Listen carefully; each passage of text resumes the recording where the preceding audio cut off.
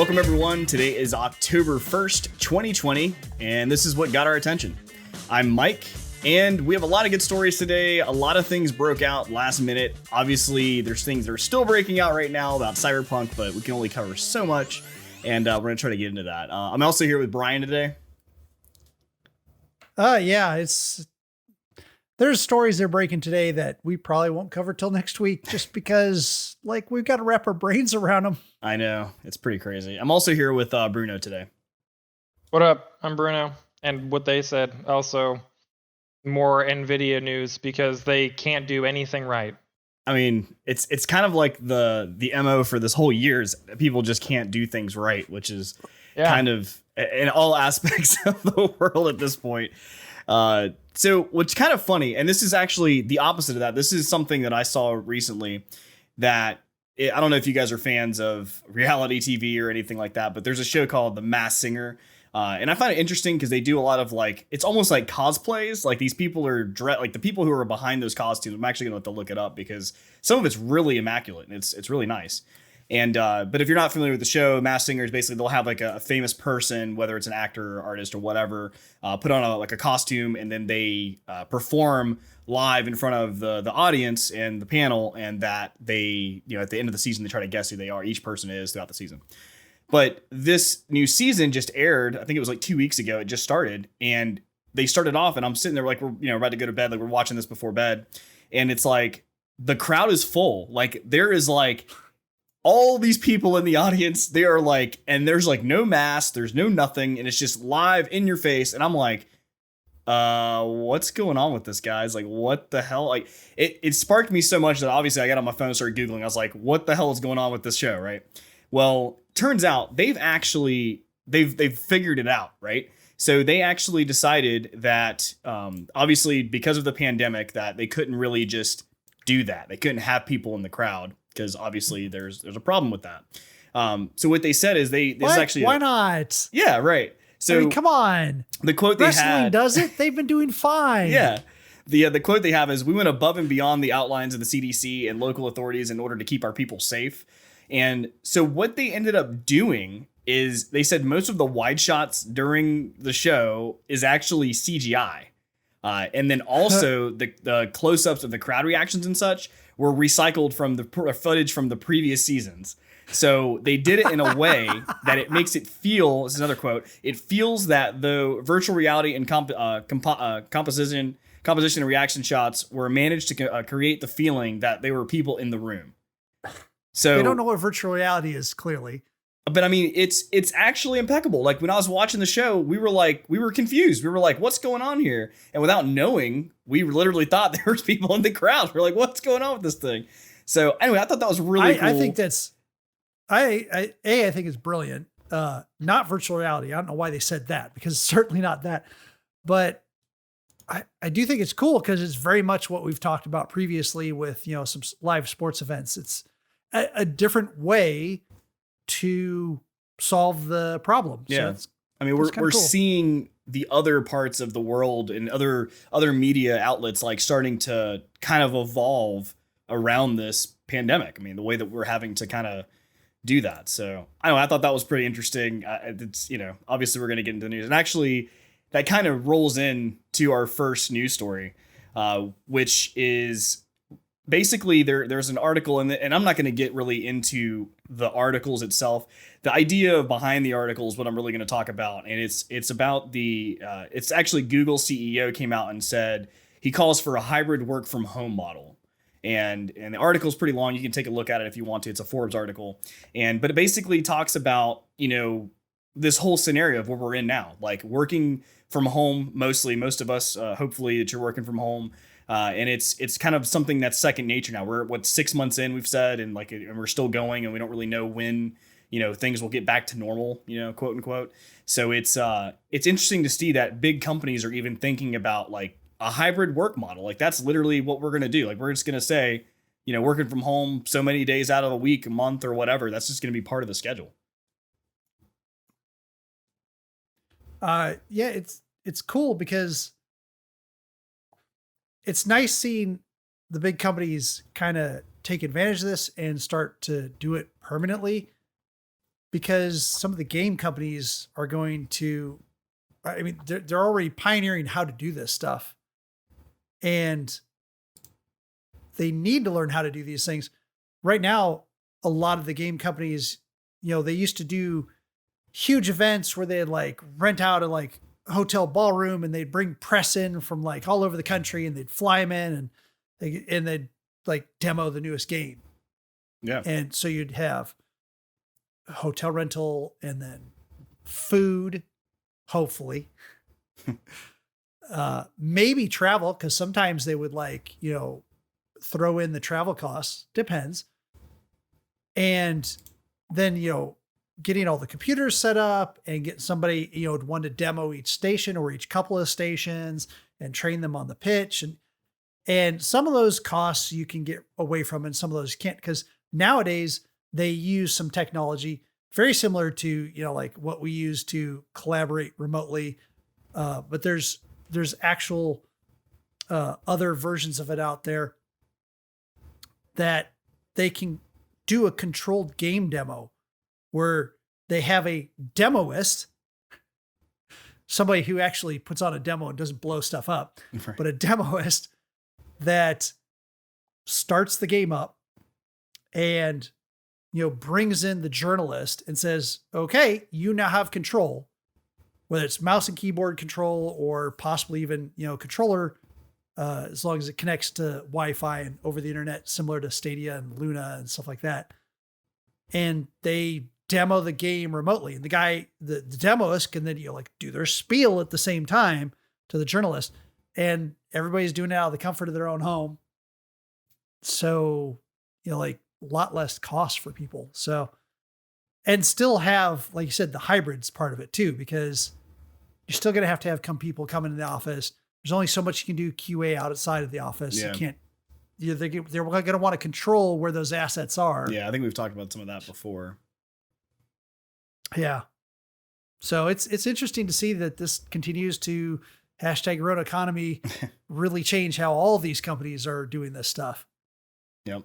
It's and also kind of with this was another article from Microsoft, and going along with this, they say the Microsoft thinks remote workers need a virtual commute, which I thought was also interesting because it's something that even at my current job, our current job, like we've kind of thought about doing some of these things to try to kind of solve the same problem. And what they talk about is just basically having a separation between the work life and your home life. Because right now, working from home, I'm literally in front of the same computer, same chair, which is actually come a toll on me. Like I've already had to go to see the chiropractor because of some neck pain and things. Because I'm just literally sitting here for 8+ hours a day, and actually more like probably 12 hours a day, 12 to 16 hours, because I work 8 hours a day, if not more, and then I'm basically I walk out of the room and come back in and I sit back down, and now I'm playing a video game for the rest of the night or whatever it may be. So like putting that, but it's trying to put a separation. That should help you relax. Yeah. So it's like hard to switch, right? Yeah. You can lay in bed and play And then Switch. when you do, like how long do you switch for? Or, like sometimes, I'll have it set up to speaker because I know that people like to IM me to ask questions even after my shift is done. So I might be playing a video game and then all of a sudden I like look over and I'm like, what's that? And I like click on, I'm like, oh. I was talking about a Nintendo Switch and you're talking about switching. Working. But yeah, and that's the thing. It's hard to make that separation when you're basically in this environment the whole time. And that's a good point. I don't know how a virtual commute, like, there's a picture of like a subway in this picture. And it's like, a normal commute for somebody. It's like, obviously we're not going to all put on VR goggles for like, 30 minutes to act like we're on a train just so we can, get yelled at by homeless people or whatever. So it's like, it's just going to be. Here's your company issued Vive. Yeah. Put it on the end of your shift. God. Yeah. I mean, reading that article, some of it hit home and some of it made sense because they were talking about not just that transition mentally from work to home, but they were also trying to do some of the things that the commute does. They were talking about like, at the beginning of the day, your morning commute, as it were, that you like are setting up a list of like tasks you want to accomplish for the day. And at the end of the day, it's like a retrospective and looking back and, seeing what you got done and like what you missed or what you could do better or what you need to do for the next day. And that hit home because that's how my commute was. Right. I mean, I'm not saying that on my hour and 15-minute drive one way in the morning or home at night, that I was thinking about work the whole time. No, I was listening to my podcasts, or I was listening to music, or I was listening to whatever. But I cannot tell you how many problems I solved listening to those podcasts. Because when you're otherwise engaged with your conscious mind, your subconscious mind is still churning through the work stuff as it's like slowing down and transitioning, like they said during that article, is that transition. And I've just like listening to podcasts, and I just like would pause, and I was like, well, damn. Yeah, that was the way to do it. That's the answer. Yeah. And I think that they've got something there where it's not just like, oh, here's another like 30 minutes you got to spend like organizing yourself around your workday to come, or your workday past, and getting ready for the next one.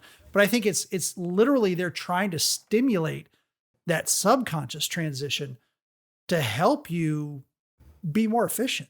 Yeah. I mean, it makes total sense. Like, thinking back, and it's another thing, this is a podcast, right? And that goes to tell you, like, people who usually, like, I included, you guys included, like, would listen to podcasts on our commute. We'd listen to music on our commute. There's a lot of podcasts and just different, even D&D podcasts that I would listen to that I haven't been able to catch up on. And it's not because I don't have the time, because I have plenty of time now, but it's just, I don't think about it because I'm not on that commute. Like, that's what I did, you use your time differently. Right. So it's an interesting thought. And it's just that, as we progress through this pandemic, and this hashtag run economy, and we kind of get towards a new normal, because it's not going to be normal. It's going to be a new normal. As we get towards that, now we're starting to see how we can make this work, like how things are evolving around, and even companies like we're seeing now are actually starting to think on the bigger picture. Like, maybe this isn't going to be the same. Maybe we should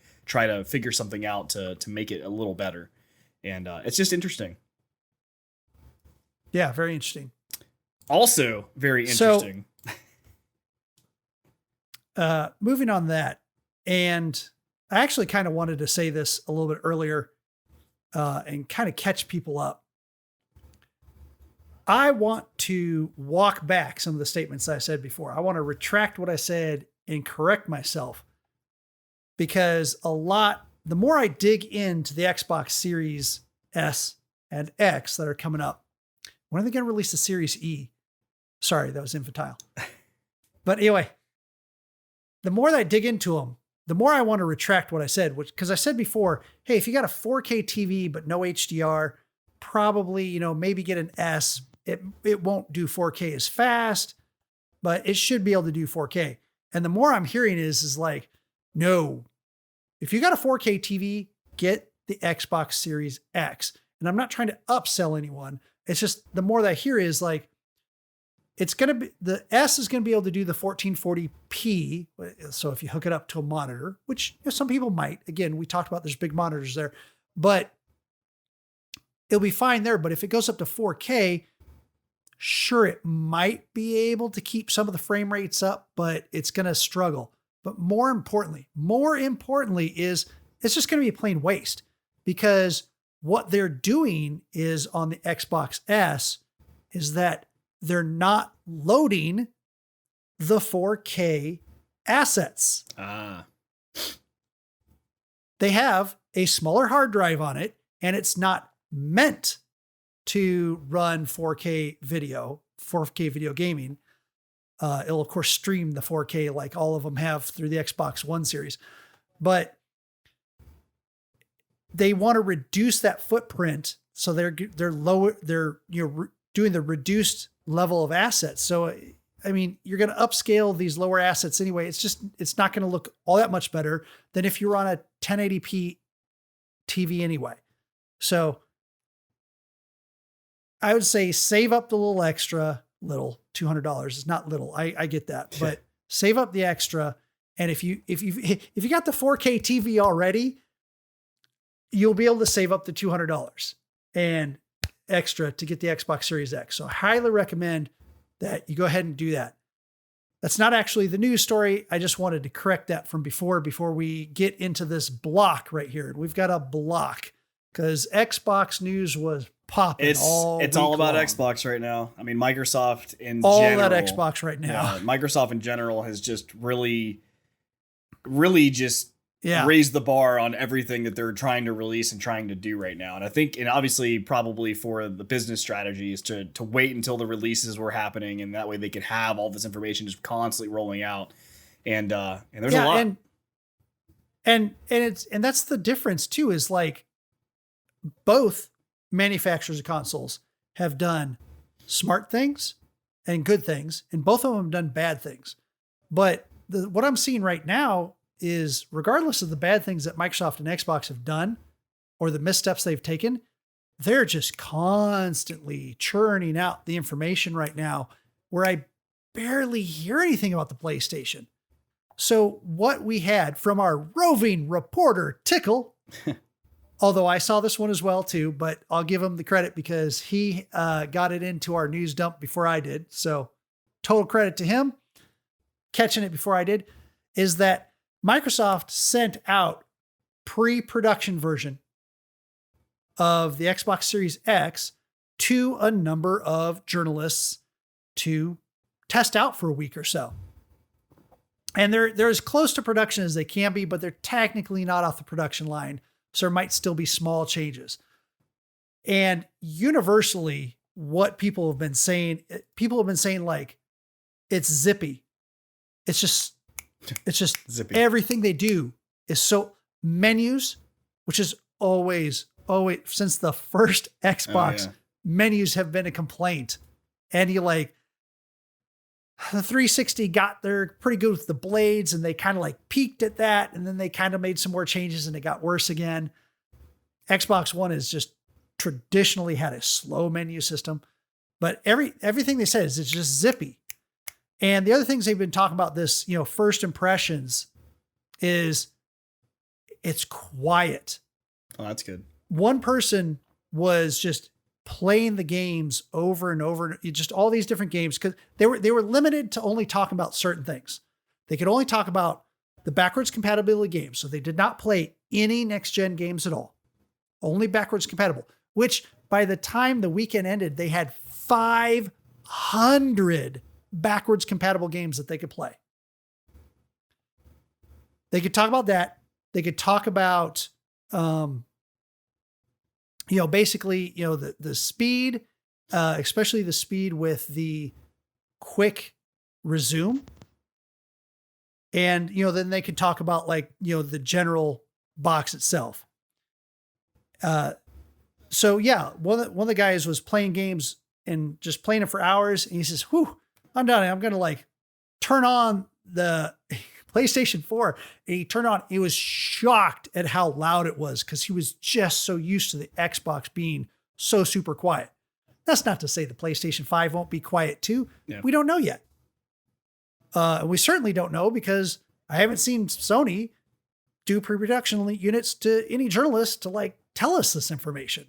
Yeah. So PlayStation 5 could be just as quiet. One of the points you're saying about the resuming is interesting because that was kind of one of the Nintendo Switch's selling points, was that you could literally jump in and out of games without any hesitation. You just click the button, boom, you're in the game. And if you have to take a break, you go to sleep mode, come back, it's there.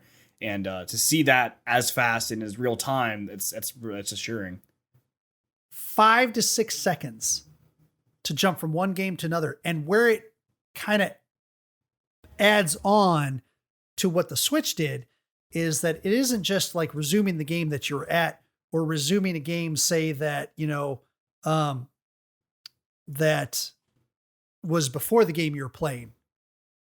They were finding that they were able to stack 5 and 6 games and just bounce in between, not at save points.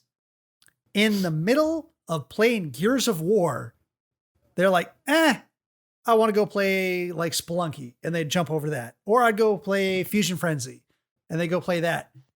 And typically it'd be 5, 6, maybe 7 or 8 seconds, and it would load the next game and they could just play it. And one of them I was watching, he's like, oh yeah, here I am coming up to Gears of War. And he pulls up Gears of War and it was right as he took a headshot and died. But he didn't know that was going to happen because it wasn't a save point. It was just like they quick resumed it.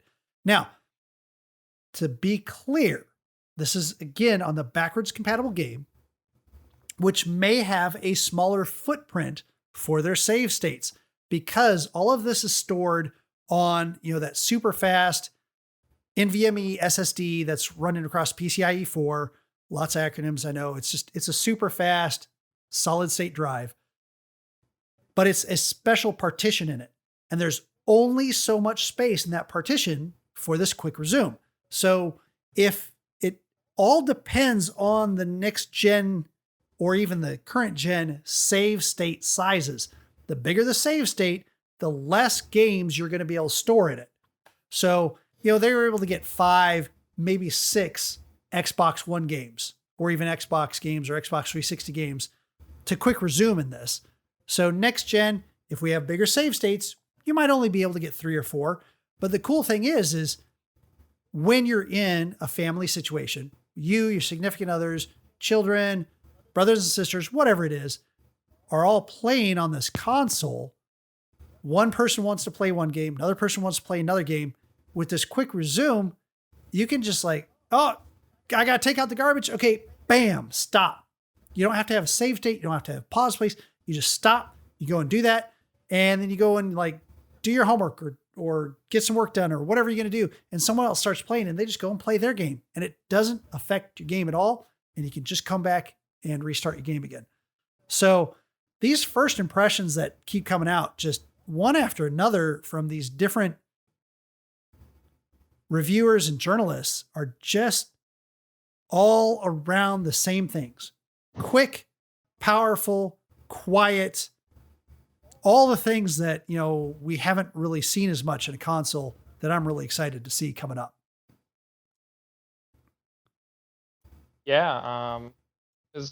Everything I've seen so far seems pretty awesome from the Microsoft side of things. I watched the same videos for the previews of it.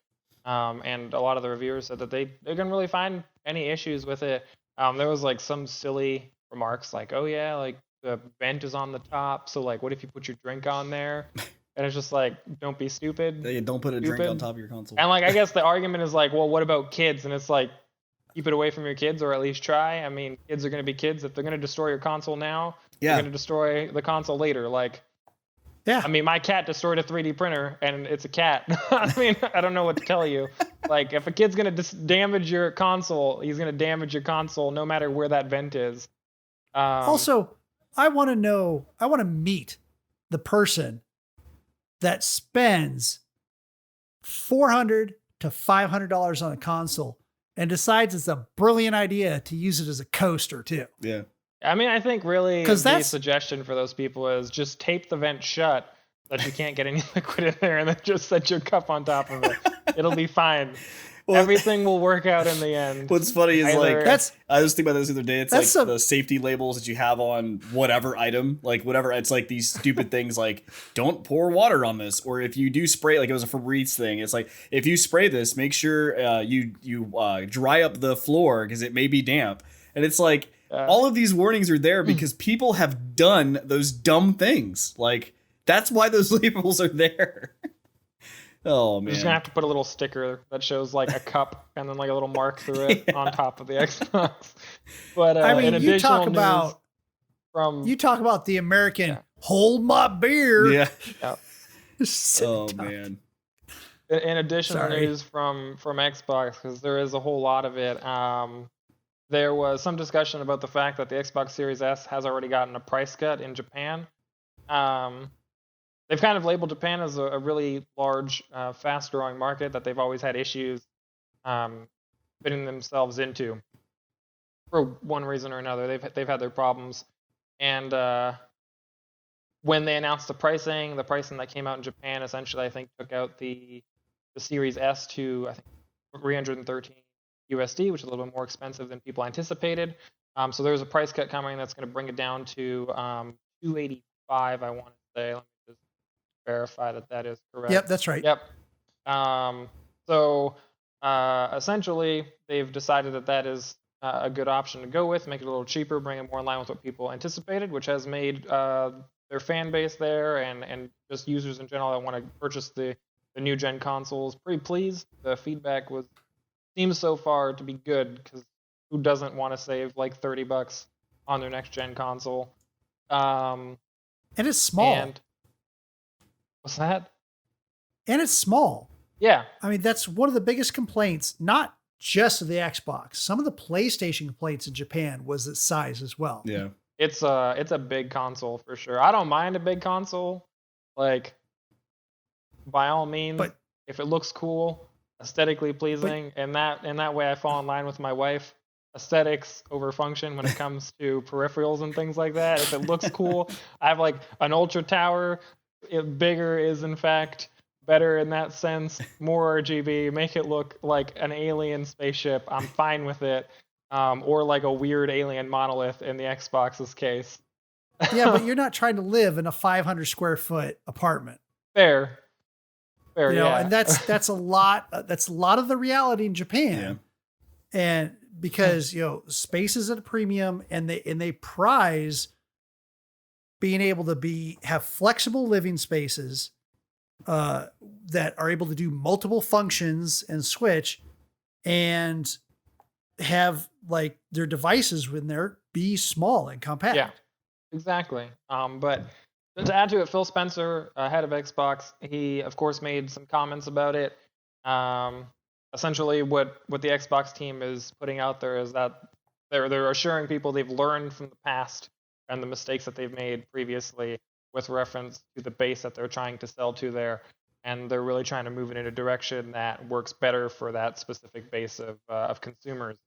So he's kind of just assuring people that they're trying to do the best thing for specific locations they're releasing Xbox in where they haven't done things as well before. And with that in mind, I believe is when he noted that the Xbox will be releasing the same time in Japan as it is everywhere else. So that is all going to be in tandem.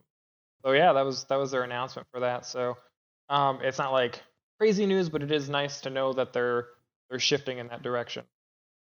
I think it's also funny because I saw some commenters going, "Oh, Xbox always fails in Japan, blah, blah, blah. They have no chance." And I was like, well, I mean, look at it. They're not doing this from a place of ignorance, and they're not doing this in like the thoughts of like conquering Japan, you know, from the perspective of consoles, right?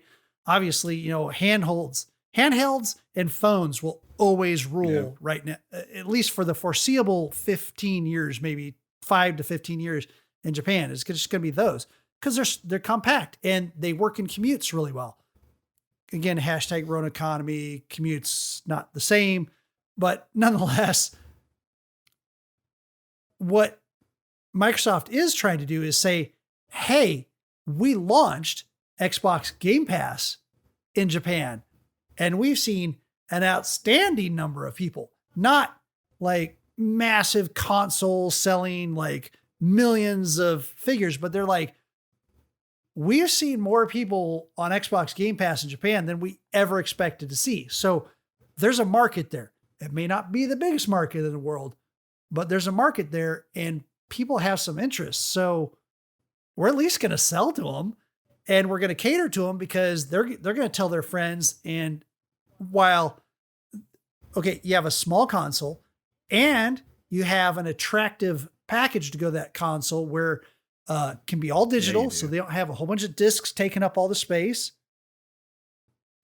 And they also, at the same time, aren't paying for a lot of that. You pay a monthly subscription, but if you're going to like at $15 a month, well, and it won't even be that much if you're just doing the console. If you're just doing the console, it's like $10 a month or something like that.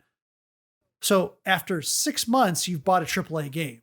So if you buy even 2 AAA games a year in Japan, then, I mean, the whole package becomes attractive. So I think they've got a nice little kind of game plan, which is not, let's go in and conquer. It's the same game plan that they've been using everywhere else. Let's offer a service. Let's offer ease of use. Let's offer flexibility. Let's offer you play your games where you want, how you want, and we're going to be there for you. And speaking of which, they also mentioned that in all this news that they've been getting out there is that currently on your Xbox One, you can plug into that USB 3 an external hard drive. Interestingly enough, that usually runs faster than the internal one just because the USB 3 bandwidth in there is amazing. You can unplug that external drive that has games installed on it. I think mine has got I got 2 terabytes of games installed on mine, give or take, because I got a 5 terabyte drive that I got plugged into my Xbox One. You can unplug that from the Xbox One, plug it into your brand new Xbox Series, whatever, and instantly play those games. It recognizes that they're installed. It recognizes that they're Xbox games. It recognizes that they match up with your user ID, your Xbox Live credentials. And it just oh, here's your library of games. What do you want to play? That's pretty neat. That's backwards compatibility to the next level.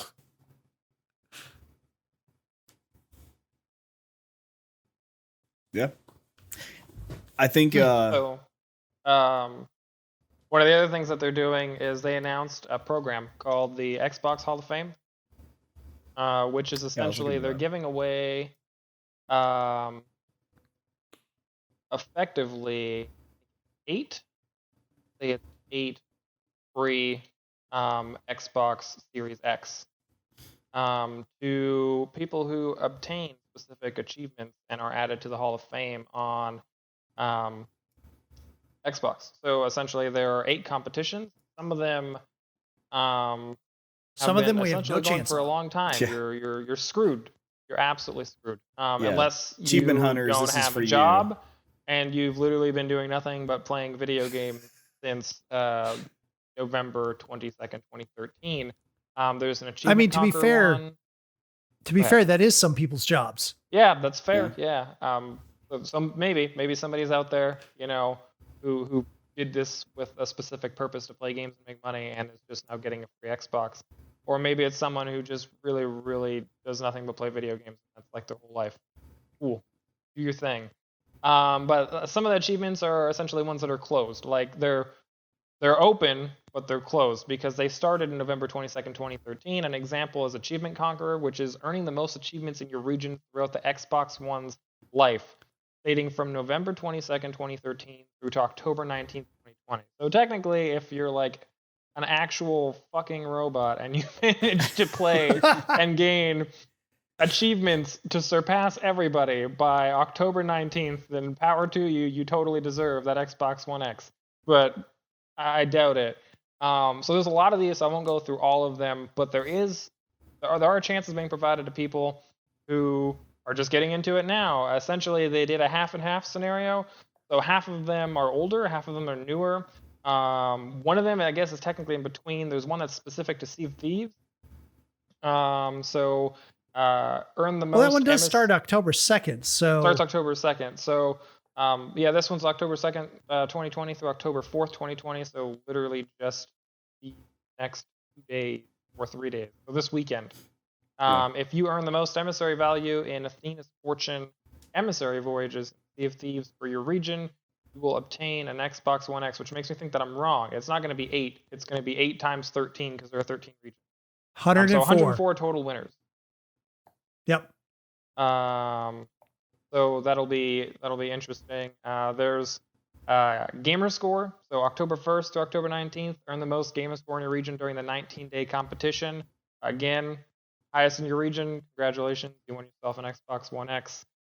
Forza Horizon Hall of Fame is clocking the fastest lap in your region on a special Forza Horizon 4 Hall of Fame circuit while driving the 2018 McLaren Sienna. I have not played Forza, but I assume that is hellaciously fucking specific. So if you really like Forza, it's specific. I don't know, man. Get to it. I mean, I'll be put on your speed racer outfit, sit in your chair, and just grind it out. See what happens.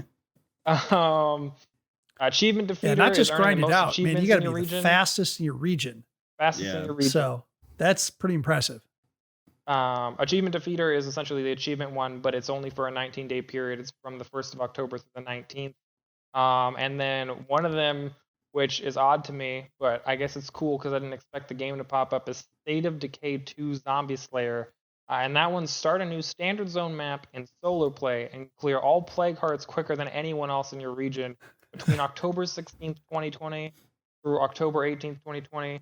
So essentially what this is saying is if you're not going to be doing this, but you're interested in it, State of Decay 2 is going to be really, really big on Twitch for that one specific time period. Yeah, so get ready for some, go Mike. I mean, go we played Mike. it for Go Game Mike. of the Moment. Game of the Moment was fun with it, but like I was playing with friends, like with you guys or whoever else, like playing that, trying to think about playing that game solo and trying to beat all the plague hearts faster than anyone else. I remember that map. Yeah, like that map just the plague hearts in general. Like I don't even know how I would defeat that all over the place. So that's just crazy. But yeah, just like pretend you said, you're not Twitch. married, pretend you're not a father, and just yeah, give up. Give your and they have to pretend that too to the gods of gaming. Oh man, it's optional if they pretend it. You just got to live it. Yeah. But yeah, I mean it's a cool event. It's definitely something nice to generate buzz, and it's an interesting way of getting another 108 consoles out there for people to have. I'm really intrigued to see what this does for viewership, because I'm going to assume that those games are going to gain additional viewership over the course of the time frame that they're available, which I'm actually kind of excited to see the Sea of Thieves one, because depending on how that's done, there could be interference from other parties. So should be fun to experience. I'm not going to take part in it. I don't have the time for that, but it'd be really cool if I did. I mean, I'm okay with trying to interfere with those parties if you guys want to do that one night. Just stream snipe people who have it in their stream that they're trying to get it done. Can't do stream sniping. Can't do that. But sure you can. No. We're just making Microsoft challenge hard mode. That's all.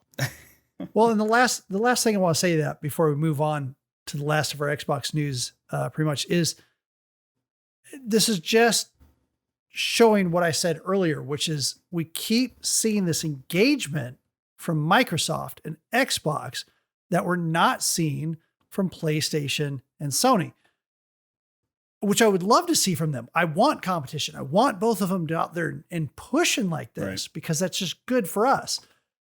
And, Xbox is like, hey, we know a lot of you like Xbox and we know pre-orders are tough. And here's another way to get some other consoles. And you can do it in a fun way where you're doing games. And here's a bunch of different games and a bunch of different skill sets. And five of the 8 of these are October 2nd to October 19th or October 1st to October 19th. Whereas the other 3 are like, hey, we want to honor the fans that have been there the whole time. Whereas PlayStation was like, we're going to open these pre-orders for special fans with this nebulous set of requirements, and you got to be a super fan. And then I haven't heard anything, like the real pre-orders opened and they were a fiasco for both sides, all parties, everyone. But I haven't heard anything back on that. It's like, okay, I know one of our listeners applied to that particular thing. I don't know if he's heard anything back. I have heard of a couple people that did get some feedback from that.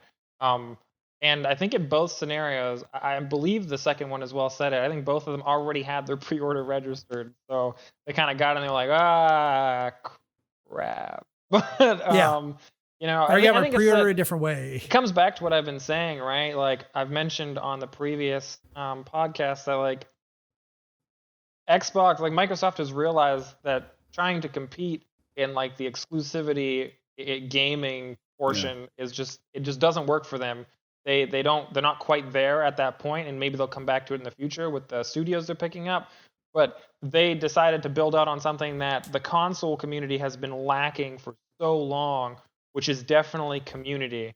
The console setup just has not had that integration and that effort put into it to really make things like meld properly for communities to really thrive and do things. So with the addition of crossplay, which consoles up until recently were super against, so much that PlayStation was like, flying banners of war against like Epic Games, like hell no you won't, and starting issues with crossplay, things like that. And Xbox too just really didn't want to do it, and now they've kind of turned. So I think Xbox is going in one direction. Microsoft's decided community, and they're showing that time and time again with these events to really entice people to like come in, play the games, play with friends, get things done, go out, do it. And PlayStation's like, no, we're good. We have exclusives. Like, we know what we're doing with our market. We're not ready for that yet because we don't believe that it's profitable for us. And that's just like they're both now in their positions and they don't want to change. I think that'll change in the future because the future of gaming is definitely going to be interconnectivity. If one console goes full out cross-play across everything and one doesn't, the one that doesn't is going to suffer. So you have to cave at some point.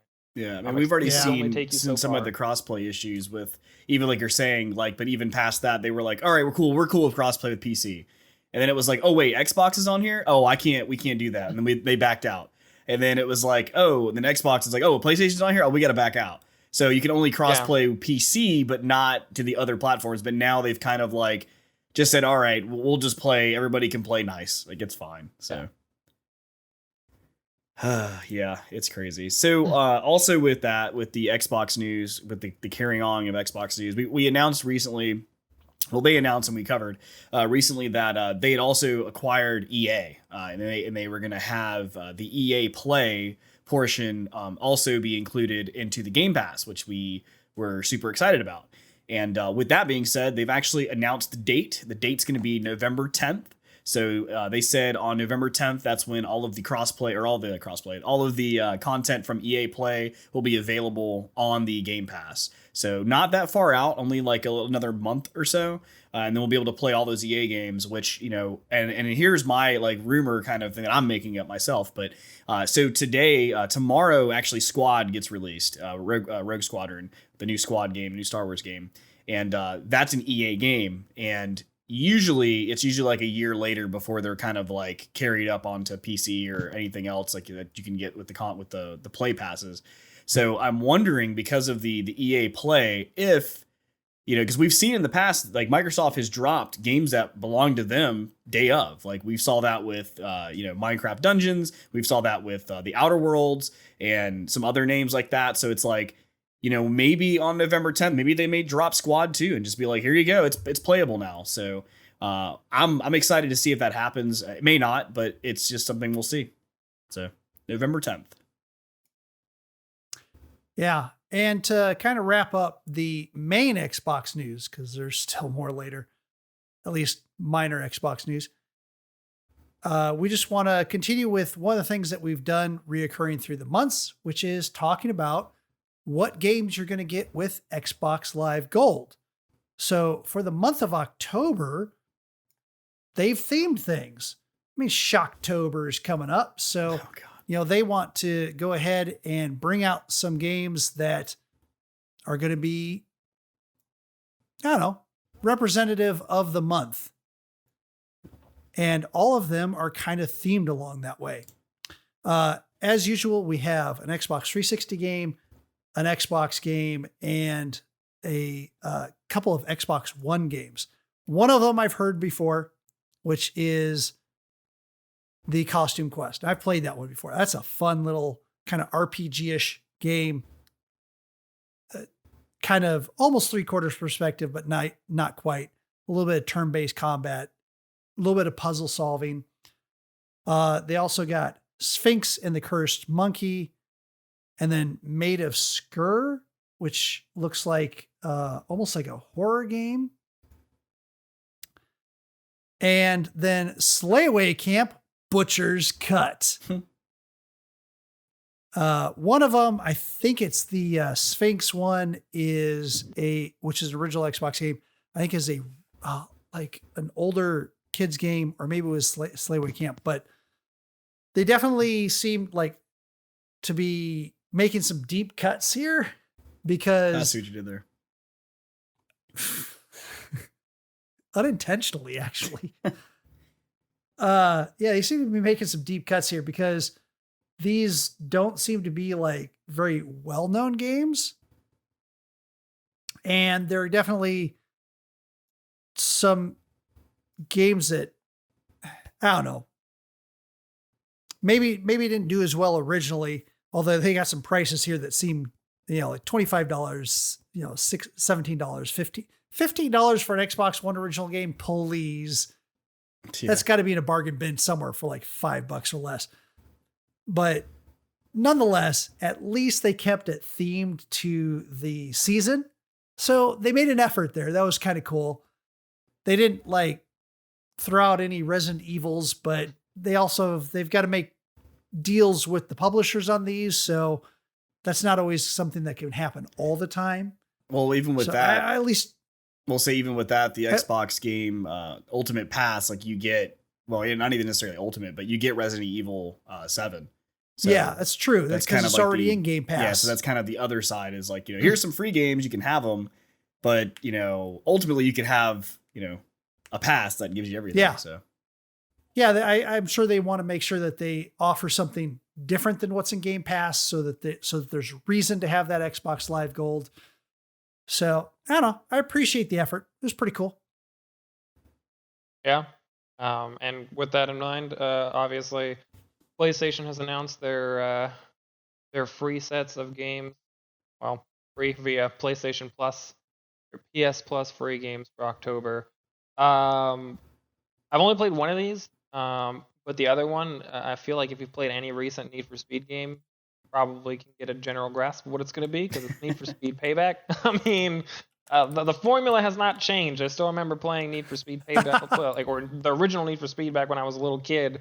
Yep. And other than the graphics being way better and there being additional gameplay mechanics, the idea still is you are essentially an asshole running around a city doing races and evading the police in general. I remember Hot Pursuit came out, and I was like, oh god, you can be the cops now? This is crazy. Hell yeah.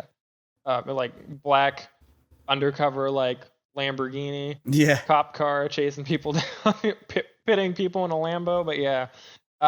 So the games are Vampire, which is an interesting game. It is like an RPGS game where you're, I guess the description here is you're a newly turned vampire, Dr. Jonathan Reed. So it's a really interesting RPG game. It is a good game from my perspective, but it's certainly not going to be for everybody. And then the other game is Need for Speed Payback, which again, like I said, it's Need for Speed. All the Need for Speed games, in my opinion, average out to be ranked at around like a 6 out of 10. That's my opinion. Some of them are really bad. Some of them are better. It just really depends. For me, also, I look at the price point. So like Need for Speed, they like to put it at a $60 cost, and sometimes it's a car game that only has like 15 hours of playtime in it. But they're both decent titles. I'm sure that people will get a decent amount of fun out of them. So if you're interested in Need for Speed games, pick it up. I mean, if you have PS Plus, why wouldn't you? And in my opinion, if you have PS Plus, you should 100% do yourself a favor, pick up Vampire, and then if you're ever feeling bored, like you don't have anything to play, just try it out. You probably won't be disappointed unless it's not your thing. Cool. So, yeah. So we have some updates on the 3080. I'm sure you're going to fill us in, Brian. Well, not just updates. This has been breaking all week. And I see what you did there. Another pun. That is so good. Again, unintentional. We have some members of the Discord, and we have different channels of Discord. We have like, a PC channel, a console channel, and some of it's just for general news and for general discussion of those things. And I knew some people were more PC centric and were looking forward to like the upcoming releases of hardware. And fairly early into this, I was like, oh, well, I just found out from some of the hardware people I follow that there's some problems with the initial cards that are being released by the third-party vendors. And some of them are crashing, and no one was sure why. And different people were doing benchmarks and testing. And some people were saying, hey, there's stuff that can be really sensitive on these cards. So sensitive, in fact, that their wireless mics, if they're too close to the benchmarking, system, can cause the card to crash. And as soon as they walk away, it'll go through benchmark fine. And this isn't necessarily the new 3000 series of RTX cards. They're just talking in general, graphics cards can be that sensitive.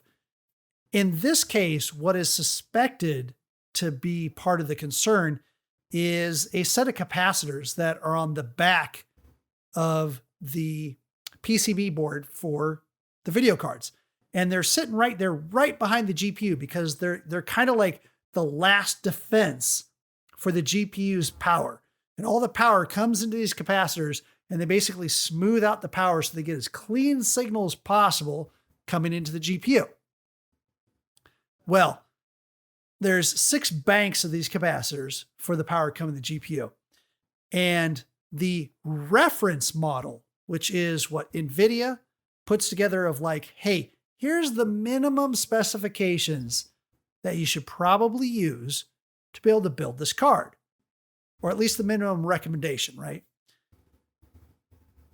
And 5 of those banks were to have a particular type of capacitor. And then the 6th bank was meant to have a different type of capacitor. So there are POS caps and MLCC capacitors. And the POS cap, they're not necessarily better or worse. They both have pros and cons, like anything else. The POS caps are cheaper. They're more resilient to temperature changes and less brittle, but they don't necessarily clean the signal as well. And the MLCC capacitors are more expensive. They're smaller units, and you have to individually like put them down, as opposed to the POS caps are this big unit that is easily, surface soldered in. So some of the card manufacturers played around with this stuff. Now, the Founders Edition, which is the one made by NVIDIA, has 4 of the POS caps and 2 banks of the MLCC capacitors. So they kind of like went above their specifications.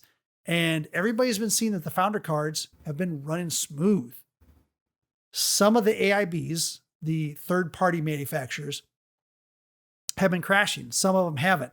And most of the ones that have been crashing, they have found that either they only have 1 bank of the more expensive capacitors, which does meet reference, but maybe cut corners elsewise, or more importantly, a lot more of the ones that have been crashing have no MLCC capacitors at all. So these designs seem to be really bad.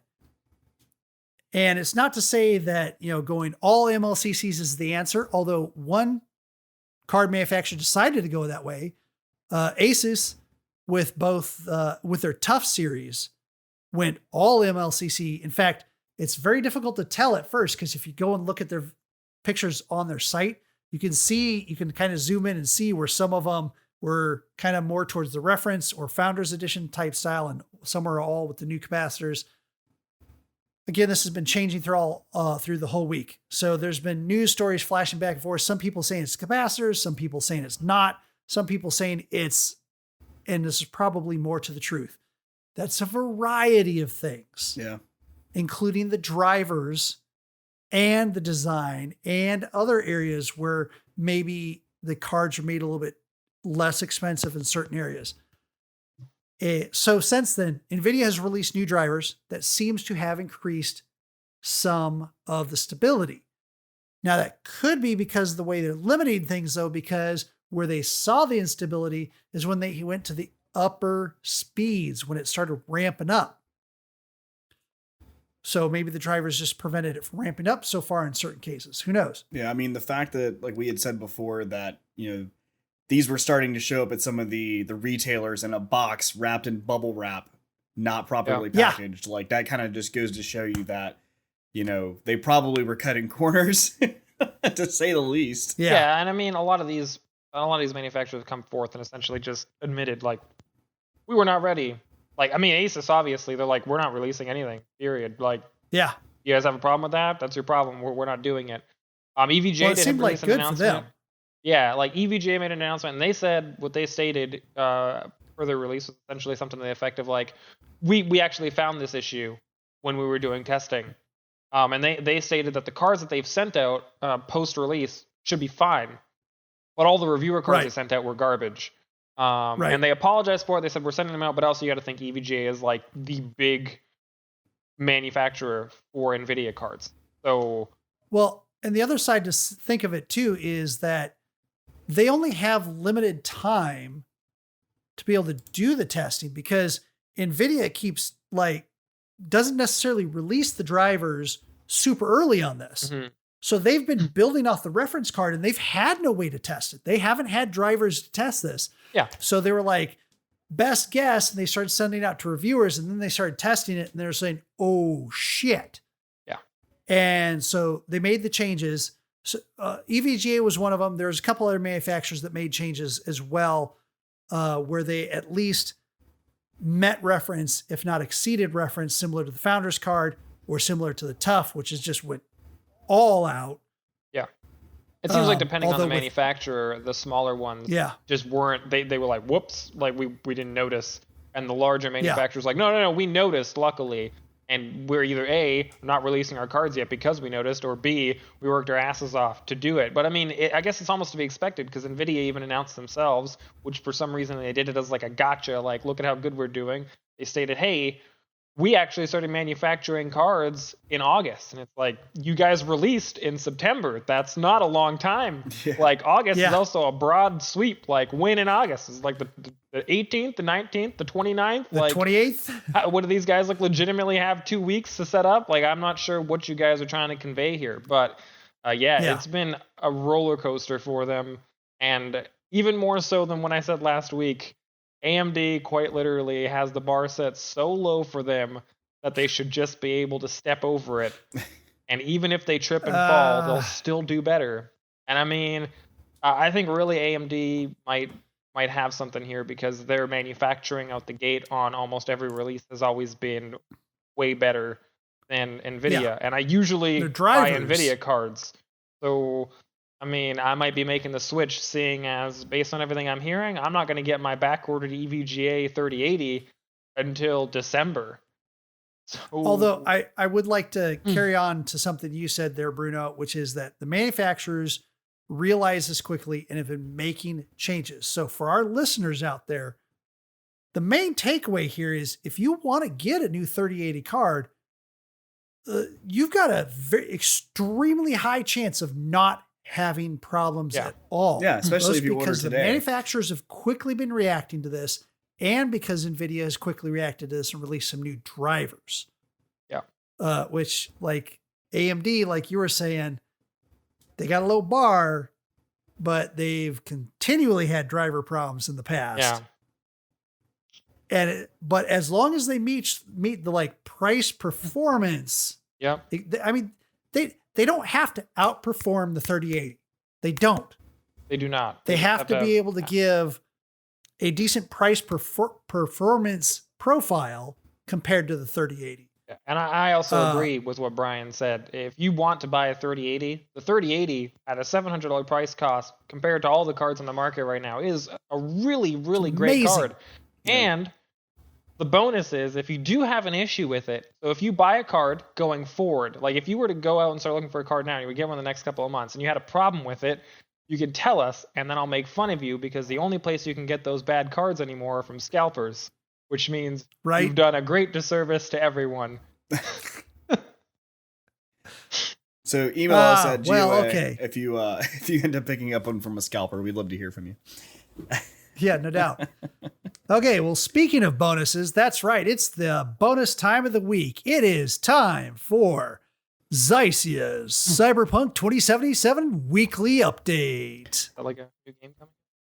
So, Adidas has made the announcement that they're making Cyberpunk 2077 sneakers.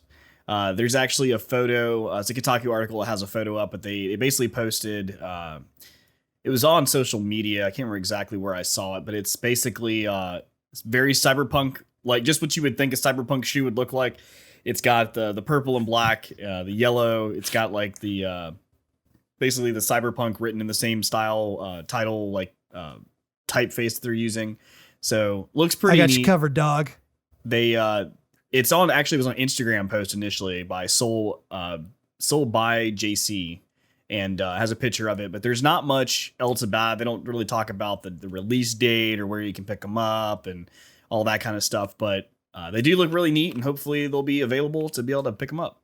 So that's the happy side of the update. The second part of the update isn't so happy in a sense. So there was an announcement made that the CEO came out and said from CD Projekt Red and said that basically all of the developers are going to be working 6 days a week ahead of the launch, which, if you're familiar with the past with them, they had mentioned before that, that's not something their style of studio is for. They don't really believe in having to crunch, is the word they're using, to have a lot of people work a game to make the game release. And we've seen that already with, the Witcher's release, Witcher 3's release, with also the Cyberpunk's release, because, it obviously got pushed back 2 or 3 times at this point. And but why another week? And so that's why everybody kind of picked this story up and was like, what's going on now? You guys are saying that, it's okay. Like, why are you doing this? And the announcement was basically, starting today, the entire development studio is in overdrive, elaborating that this meant your typical amount of work in 1 day of the week, 1 day of the weekend. The extra work day would be paid, but it's also, it's just a matter of having to do that. And they've got a lot of backlash for that. What they said was the reasoning for this, and the reason why they're kind of doing this now as opposed to what they've said in the past, was that, they could sit around and they could postpone the game again and really try to, spend another week on it or whatever, maybe the next week, 6 days that they're making up. But realistically, all that's going to do is keep pushing the game out, and they're probably still going to get the same result out of it anyway. And they're just like, at this point, instead of trying to keep pushing things out, let's just get it done. Let's just get it done. We're already here. We're at the finish line. Let's just make it happen. We'll get it done. And that was kind of the stance that they took on this. Of course, they got backlash. A lot of the internet on Reddit loves to have things like this, and they really started blasting it on Twitter and everything. And it was like, this is what you said before, but yet now you're saying it's okay. So shortly after that, the head of CD Projekt Red, Adam Badowski, had came out and responded to the Bloomberg article that actually posted this initially, and said, it was one of the hardest decisions that he's had to make, but noting that the developers will be compensated for every extra hour they put in. And there's basically a Twitter post. It says, from Adam himself, it says, "These last 6 weeks are our final sprint on a project we've all spent much of our lives on, something we care for deeply. The majority of the team understands that push, especially in the light of the fact that we've just sent the game to cert, and every day brings us visibility closer to shipping a game we want to be proud of. This is one of the hardest decisions I've had to make, but everyone is well compensated for the extra hour they put in. And like in recent years, 10% of the annual profit of our company generated in 2020 will be split directly amongst the team." So with that being said, it's like, they understand that this is the finish line, and they understand that it's going to take a little extra, but, it's not every company that's going to come out there and say, hey, we're going to give you guys 10% of our annual profits overall for 2020, and we're going to split that against everybody, on top of you getting paid for the hours you're putting in. So, I mean, I got a couple things. One, and on the positive side for, Adam, is the other thing that he said when he talked about this is, I'm the one who said there wouldn't be any crunch. So I'm the one willing to take the backlash. I'm going to take the brunt of it because I know people are going to be mad on the internet about it. And I will admit I was wrong, and, I'm going to take that. And that part's pretty cool, along with the other things he said. But the flip side of this is no one said anything about this officially until a developer working on the team leaked it. And not only leaked it that they were going to have this going forward, but they had already been doing it for some time. So while I applaud the guy for standing up like a man and taking the punches for this. At the same time, he certainly didn't feel free to talk about it until someone leaked it. So, yeah, I mean, I don't know. Well, the thing is, frustrating. the headline, like you read it, is, they're going to have to crunch. Like they said they weren't going to crunch and now they're crunching. But like what he didn't talk about was that they're going to get paid for it. And they're also going to be getting a percentage of the revenue. It's not like, oh, I'm just doing this. I'm being forced to do this for free. It's like they're actually going to get compensated for it. I think the argument comes down not to just go ahead. Not just paid for it, but for the Polish law there, they don't have to be paid for it. Yeah, and they don't have to be kind of the concept of your salary, so we don't have to pay you overtime. So I mean, that is cool that they're doing that. It's just interesting that they didn't say anything about it until it got leaked. Right, exactly. What I'd like to know though is, was the compensation already there beforehand with reference to the 10%? Like, if that was already in play, then mentioning that, like it really isn't a change to it. It really means that the only thing they're getting extra is they're getting paid for the hours they worked, which I mean is nice. Well, but like, it's a weird thing, I guess. I don't know. I see that as like damage control of talking to internet. Yeah, not exactly. Not saying, hey, this is an extra. We just want to remind you, yes, they're going through crunch time. However, don't forget, this is what we do here is like we share the profit directly with all of our people. That kind of does make sense to me why he said that. I guess it's a reminder for us. Yeah, I guess if somebody leaked it, though, obviously not everybody there is pleased with the situation. Because apparently some people have been working the extra hours for some time now. Yeah, like months. I mean, the thing is, Xycia, you gonna take the pledge? No, I'm gonna get the game. He wants to wait a week. He wants to wait 6 days. No, what? 7 days. 1 day for every day of crunch from here until release, delaying purchasing the game. And, if we get enough people do this, it doesn't punish in such a way where it affects the workers. They still get their profit sharing. They still, but maybe if enough people do it, we can show them that like, hey, we would be willing to wait. I mean, because if you think about it, it's only a week pushed out. Yeah, but not everybody's going to do it. I mean, I'm going to get it day of. I'm going to play it as soon as it comes out. So I don't want to have to. But that's what I'm saying. Is this the part where I should not say that I pre-ordered it like months ago? Yeah, like I'm not. If enough of us would show them the message that we would be willing to wait a week, so they didn't have to go into crunch time, maybe next time they won't go into crunch time. Yeah, I mean, I get what you're saying. Because I mean, that's what it is. It's only a week difference. Yeah, I get what you're saying. I mean, the whole idea though is like I'm not going to have Bruno telling me what happened in the game before I can even play it. So especially when it's available already. Now, Bruno will wait with me. You're the holdout. Nah, definitely not. So with that being said, that is our news for the day. We're going to take a break and then we'll be back with our short attention span news and then and some other things as well. So bear with us just a minute. Just a word from our sponsors. And we're back. So we're actually going to talk about what we've been playing. And this is something that we typically do earlier in our show, but we've decided to kind of break that out a little differently this time. And so we usually talk about our game of the moment, which we play every Tuesday night on Twitch at 9 p.m. at the same time on our individual respective channels. We played again this week. We played a game that got our attention the week before. We played the deep Rock Galactic, which is the dungeon, not dungeon crawl, I would say. It's just diggy dwarves, as Brian likes to say. Thank you. The game is still great. The part that we actually were in, had a lot of fun with this week was that Bruno actually found some new breweries or new potions or new what do you call recipes? Recipes, sorry, for new some recipes, beer. yeah. And he made one that was called the Flintlock. And as we drank it, like you kept exploding across the map. Like you across the room. Like it would just keep exploding and exploding and exploding. Confetti. And, don't forget the confetti. Oh man, it was insane. So like I said, Deep Rock Galactic's really fun. You should definitely check it out. It's available in most places at this point on PC. Yeah, and I don't want to belabor this too much because we like to talk about new and different stuff for you, the audience.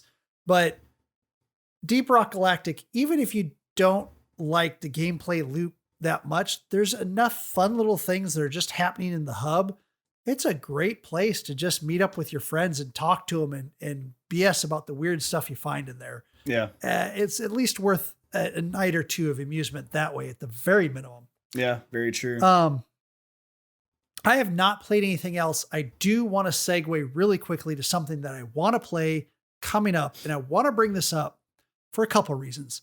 One, it's EA's Star Wars Squadrons. Yeah, same. 2, it's $40. 3, you're going to say, but Brian, wait, EA Play is coming to Xbox Game Pass coming up. No.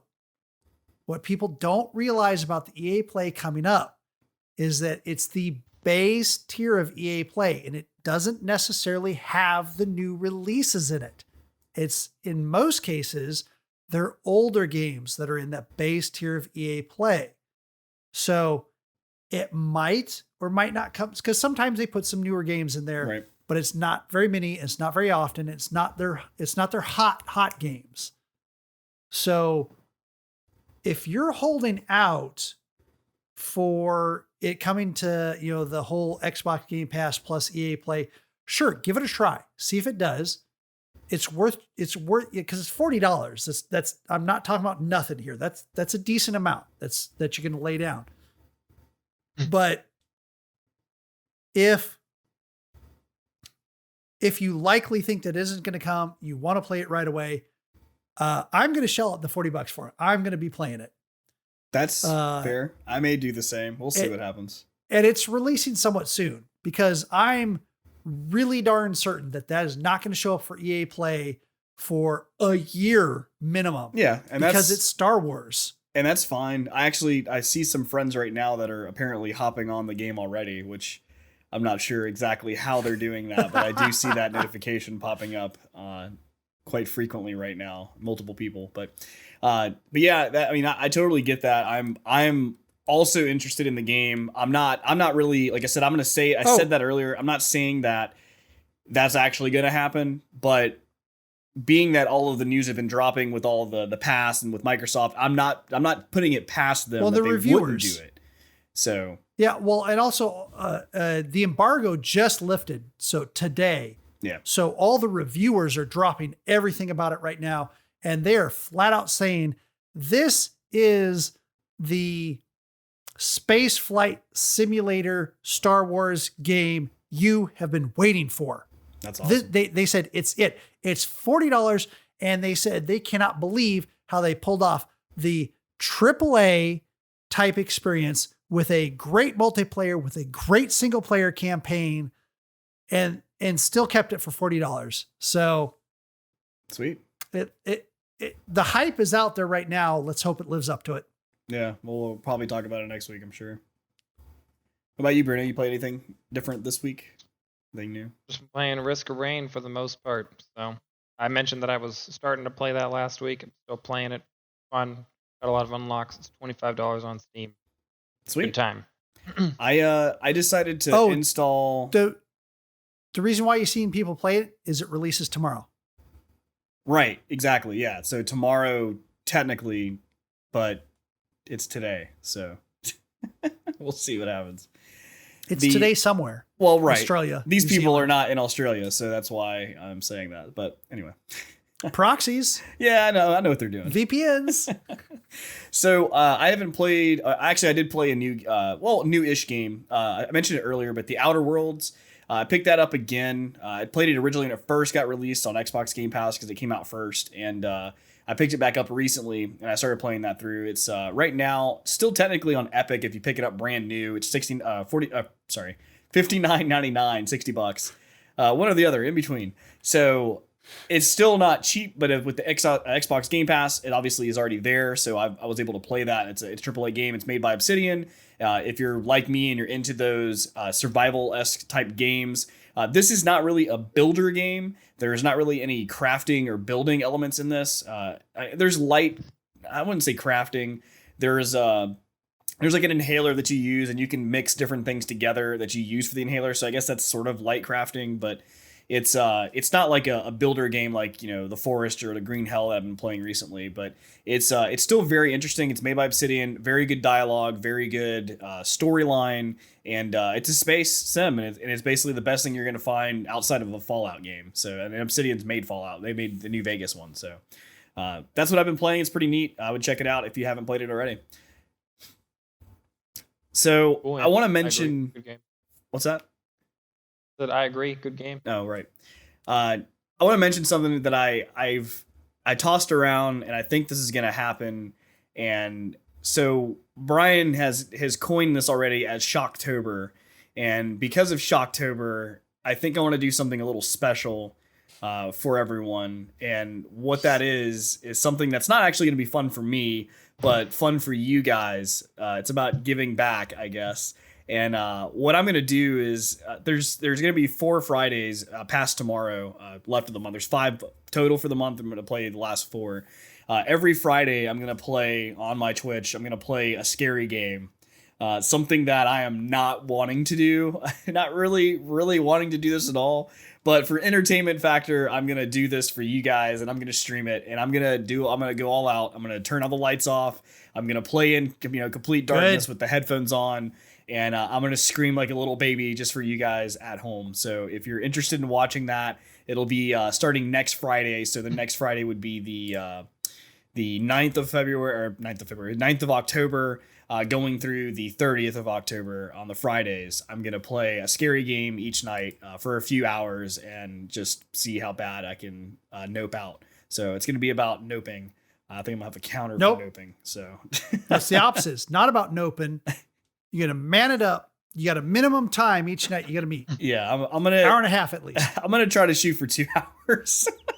2 hours. But some of the games, like, I'm not going to announce the games until the week of, but I've already kind of talked to them about the games that I wanted to play, and just me saying the names of some of these games, I am like, I'm already noping out, but it is what it is. He's not messing around. He is picked. Oh, man. Some of, and he's got a variety here of different types of scariness, as it were. Not different levels, but different types. But he has picked some of the like really good ones. So that's to come. I'm excited. We'll be posting that on our social and everything, so you guys can pick it up, and I'll be streaming that from my Twitch. So if you're interested, and we might play around with this idea and see different ways that both Bruno and I can participate, as well as different ways you, the audience, can participate in this. So we're gonna play around with this, and it might evolve as we go, but should be entertaining. Yeah. If we can get him to Resident Evil 7 VR, then I can just have, no. a significant other like randomly like spook him and physically. Yeah, that'd have to be a Patreon. We'd have to raise money for me to do that, because like I'm gonna have to buy a series of pants and series of underwear to be able to perform in VR. No. So just a tale of how the podcast went back to 2 people. Oh, no. I'm sure you can find a box of Depends for $50. You ain't gonna need multiple pairs of pants. Oh, man. You've already got diapers in your house anyway. Yeah, it'll be fine. It'll probably fit. Wrong size. You'll need like 3 of those. So that's what we've been playing, and hope you guys check that stuff out, and we'll talk about it soon. Yeah. Heading into our shorts. Well, hold on. Go ahead. So this next segment's called Our Short Attention News. Bruno, you said you were gonna talk about something. A weird segue, but I guess we'll go with it. The first story that we have is about Amazon's Luna cloud gaming. Essentially, from everything that's being outlined, it looks like it's going to be a decent bit different than Google Stadia. I don't know. I always pronounce that wrong. Who cares? No, that's right. Stadia. That's right. Stadia. All right. So, a couple of things that have been listed is that they're going to be working and integrating with the way that they have it labeled in the article from CNET is with companies' social structures and services. What that essentially means is they're going to be trying to integrate as much as possible with things like Uplay. They do have like a specific contract or something in general laid out with Ubisoft for their games, from what I've understood. And they intend to work with them in order to integrate with their social platforms, because these game companies now have, like Ubisoft, Origin, things like that. So they're aiming towards that. They're advising that they do have the idea of going into multiplayer games, but they're leaving it mostly up to the publishers for said games as to whether that's something that they integrate into it. One of the things that a lot of people have been interested in are things about Prime discounts. Obviously, this is Amazon, right? Amazon likes to do things with Prime. Twitch Prime subs on Twitch, Twitch Prime emblems on Twitch, things like that. They really like integrating Prime into it. So people were like, well, you guys like to do stuff with Prime? Are you guys going to include Prime discounts? And they said, not now, but it potentially will come eventually. Their idea behind the way they're doing their channels, essentially, they've akin to like cord cutting. So you get to sub, right, to specific game companies. And that seems to be that it's going to be their general build out for it. And they've been discussing, 4K and 60 FPS gaming, and essentially it's going to vary based on game to game. So essentially they've got a lot of ambition with regards to the project. It sounds like they want to go bigger and in a different direction than what Stadia has provided. But there's a lot of uncertainty in exactly what they are going to commit to and are not going to going forward.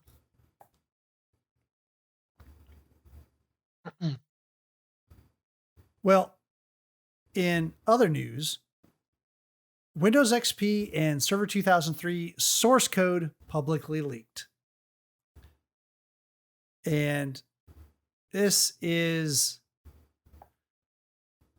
kind of interesting because we had about 4 months ago, we had the original Xbox source code leaked.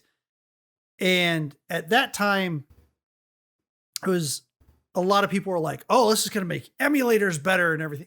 Well, it's not going to make emulators better because no one's going to use the publicly leaked code in either emulation code, because then they'll be foxed. They'll be sued to not being able to release their emulation code, because emulation code by itself is not illegal. Reusing source code from the original Xbox to make your emulator code would be illegal. Yeah.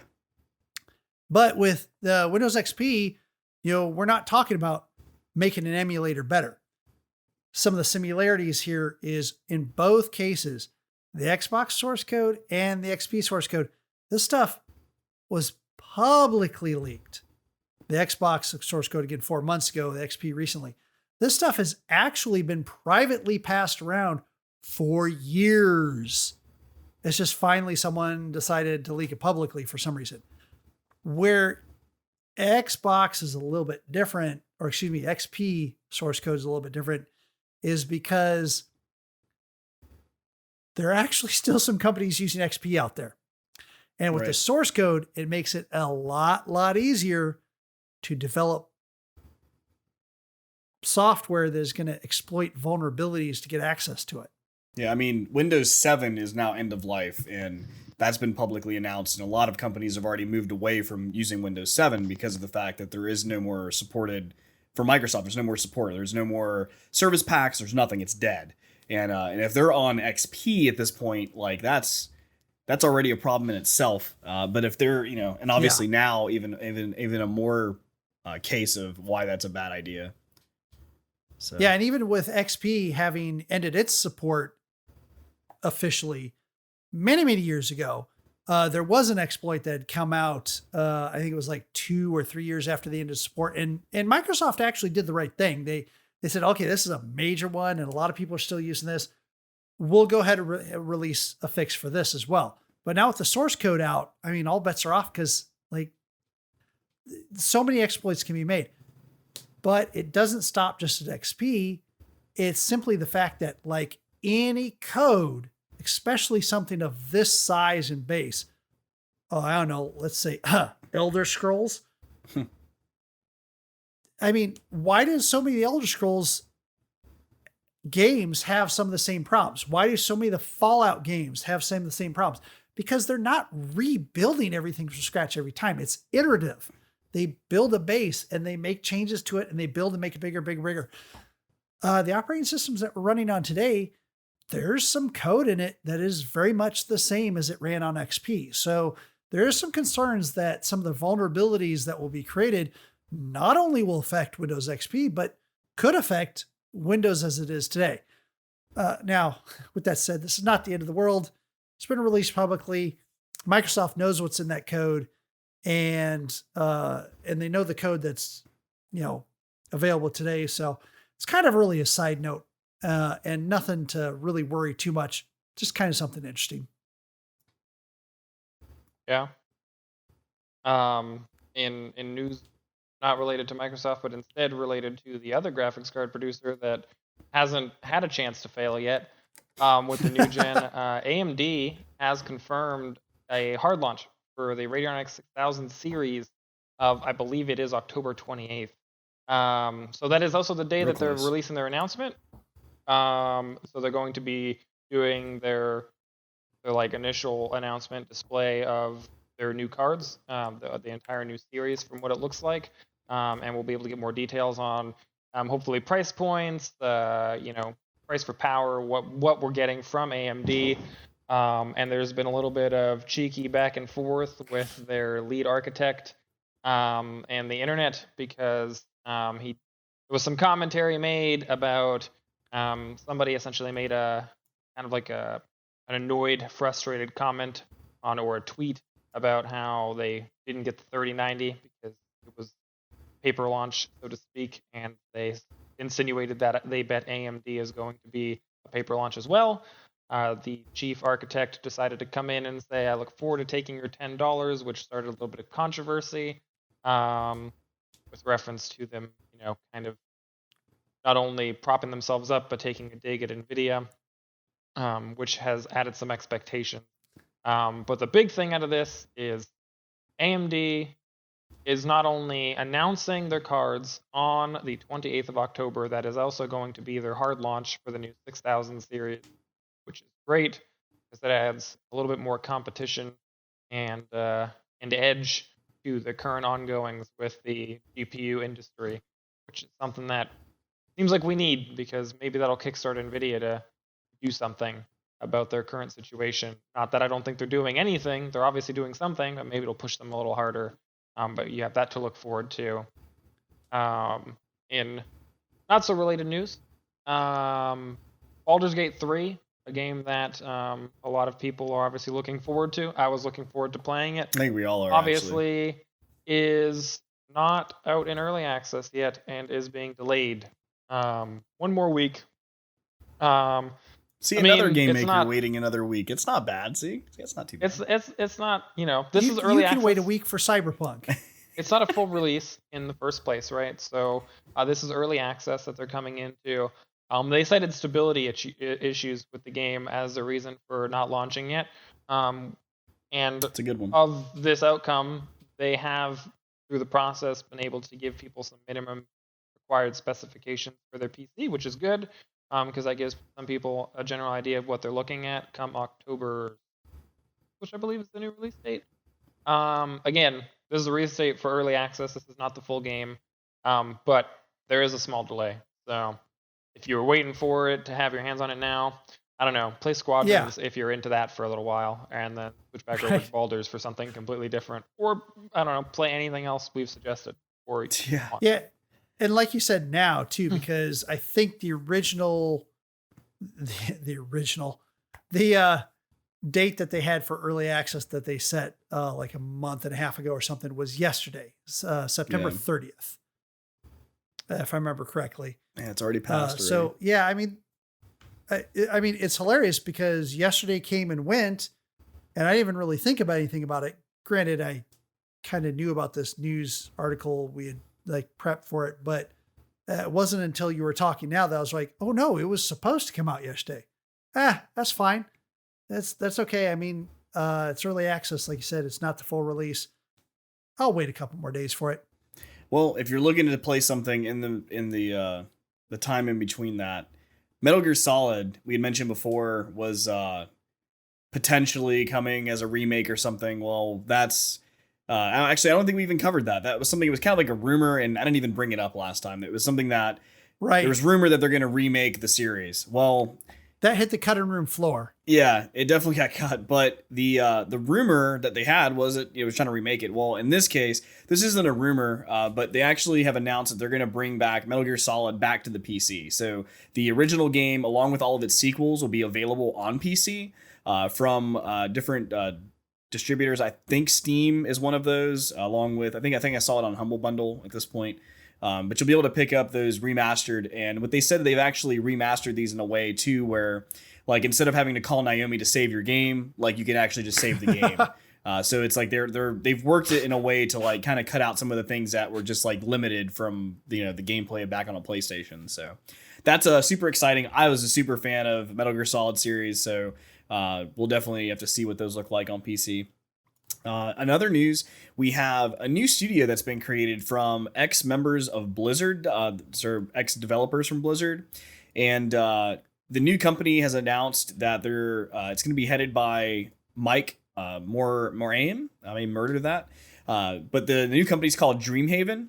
And he was previously the boss of Blizzard until 2018. And then Dreamhaven's also suggested they've boasted basically a lot of other major names, including Ben Thompson, Dustin Browder, Chris Sigardi, and also Eric Dodds.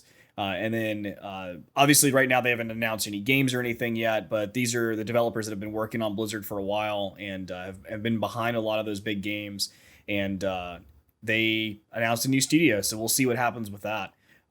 There's, obviously this brings up a question of, is there troubled waters at Blizzard, which we've talked about in the past with the Of course there is. Yeah, with the whole pay being spread out for the whole company, everybody kind of telling what they made and everything. The pay, the whole thing where like Blizzard punished the announcers for the whole Chinese and what one of the players said, and they punished the announcer as well. And they're like, well, apparently it's not free speech for everyone, which is like, one of their tenets on their fountain out front. And man, they've had trouble. They've been in hot water on and off for the last 6 months. So now that there's a new gaming company kind of spawning off from those developers, we'll have to see what comes from that. But it'll be called Dreamhaven. So that'll be coming out. It's made now. We'll just be seeing what they'll actually produce. So yeah. And considering the timeline it takes to make games, we'll probably get an announcement on what their game is. I don't know, in like a year and a half. Yeah, probably something like that. Well, let's call it E3 2022. Yeah. Oh, I'm serious. That's about a year and a half. Better late than never, I guess. We'll see what comes out of it. Well, I mean, brand new studio. I mean, they got to like brainstorm what they even want to do. I think E3 2022 is when we're going to hear concrete information on what they're working on. Hopefully it'll be something good. I mean, all that creativity that's not being used at Blizzard, hopefully just like boiling up in there. They're like, woo, we don't have to remake World of Warcraft again or release a bad version of Warcraft. So maybe they're like, yes, finally we can do things and be interesting again. Anyways.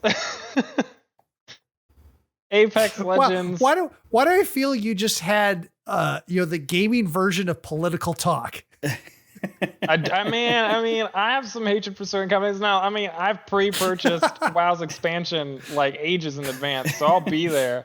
I hate Blizzard as a company nowadays, but I still like World of Warcraft because I'm addicted to it and I have a problem. I will not buy Overwatch 2. It just won't happen. I've literally played less than 30 minutes of World of Warcraft ever. So there's that. You're doing yourself a great service. Yeah, you seriously are missing out. I tried. It's just not for me.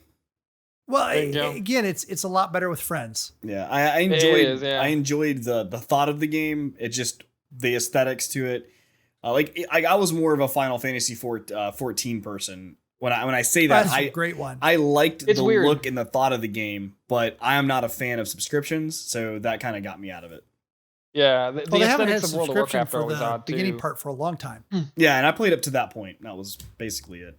Yeah. Remember, the aesthetics for World of Warcraft always start worse than they end because the textures for the old maps still look mostly like garbage. The newer the content is, the better the textures look. Anyways, same with Final Fantasy. Actually, same with Final Fantasy. True, exactly the same setup. And with Elder Scrolls Online. Yeah, that's true too. Right. Moving on to another skip news to story. the end content, and all three of them is the advice of the week. There you go. Just skip it all. Just don't grind through it. drink a lot, grind through it, and act like the first parts of it never happened. Especially for Final Fantasy, my goodness, the early story from ARR, a little bit of a slog. But in additional news, something that people have been requesting for a long time, Apex Legends crossplay launches in beta next week. This is obviously not something for everybody, but I mean, Apex Legends kind of came out of pretty much nowhere. Like, nobody really anticipated a new battle royale coming from them. It was released, done great. It is still a good game. They have made some questionable decisions with their competitive scene, but either way, a lot of people have been wanting crossplay. Some people don't, some people do, but a lot of people want the crossplay, and that's all that matters. It is coming in beta next week, so that'll be something that people can enjoy.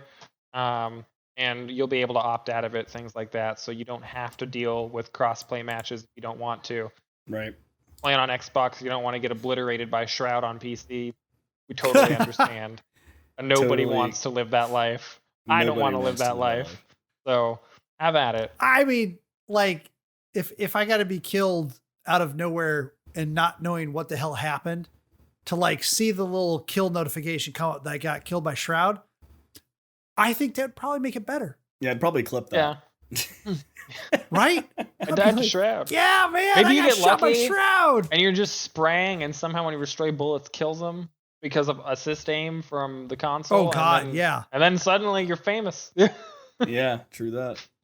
So this article actually just kind of caught me by surprise. It was something very odd and interesting. But the title of this article was, actually, I'm not even going to tell you the title. I'm going to tell you about it, and then you can hear the title later. Yes, much better. So there was a little small town in the UK that was having issues. It's in a rural village in Wales that every morning, like clockwork, their internet would just be working, and then later, late into the evening. But once 7 a.m. would roll around, everyone would like get down to crippling speeds and even lose their connectivity for a bit. And it was like, what the heck's going on? It was like literally every day, like clockwork, 7 a.m. Imagine like you wake up, you're drinking coffee, you're watching your YouTube channels or whatever, and you're about to get on to work on your VPN or whatever, and then like it just goes out, 7 o'clock, boom, done. And then if you have, let's say you have meetings and stuff with other people in different parts of the world, like that's super frustrating. It took 18 months. This is Wales, not London. Right. It took 18 months. You got to remember. Yeah. Go ahead. Anyway, go on. Okay.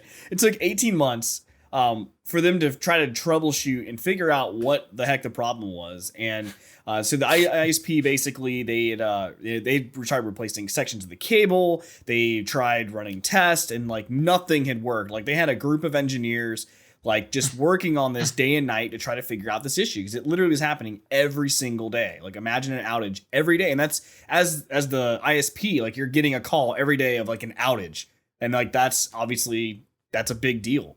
Here's a quote. It says, having exhausted all other avenues, we wanted to do one final test to see if the fault was being caused by a phenomenon known as shine, which stands for single high level impulse noise, where electrical interference is emitted from an appliance that could have impact on broadband connectivity.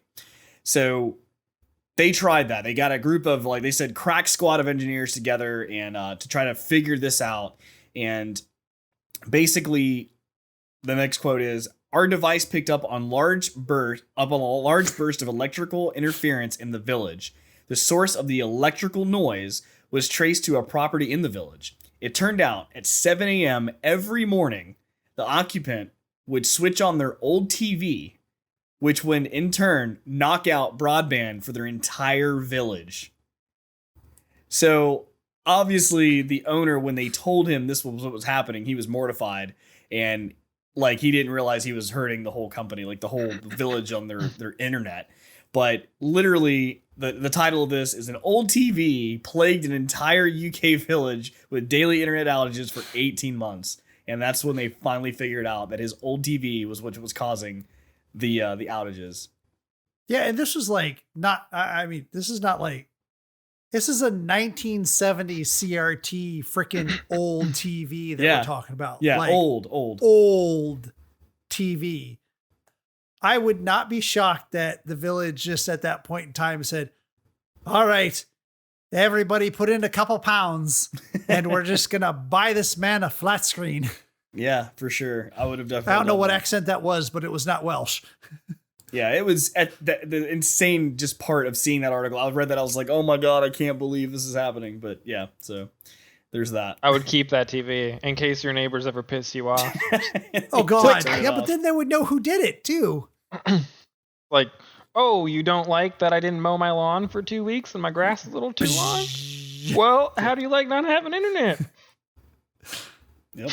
Oh, and for this is Wales we're talking about. Wales tends to be a rural area of the UK.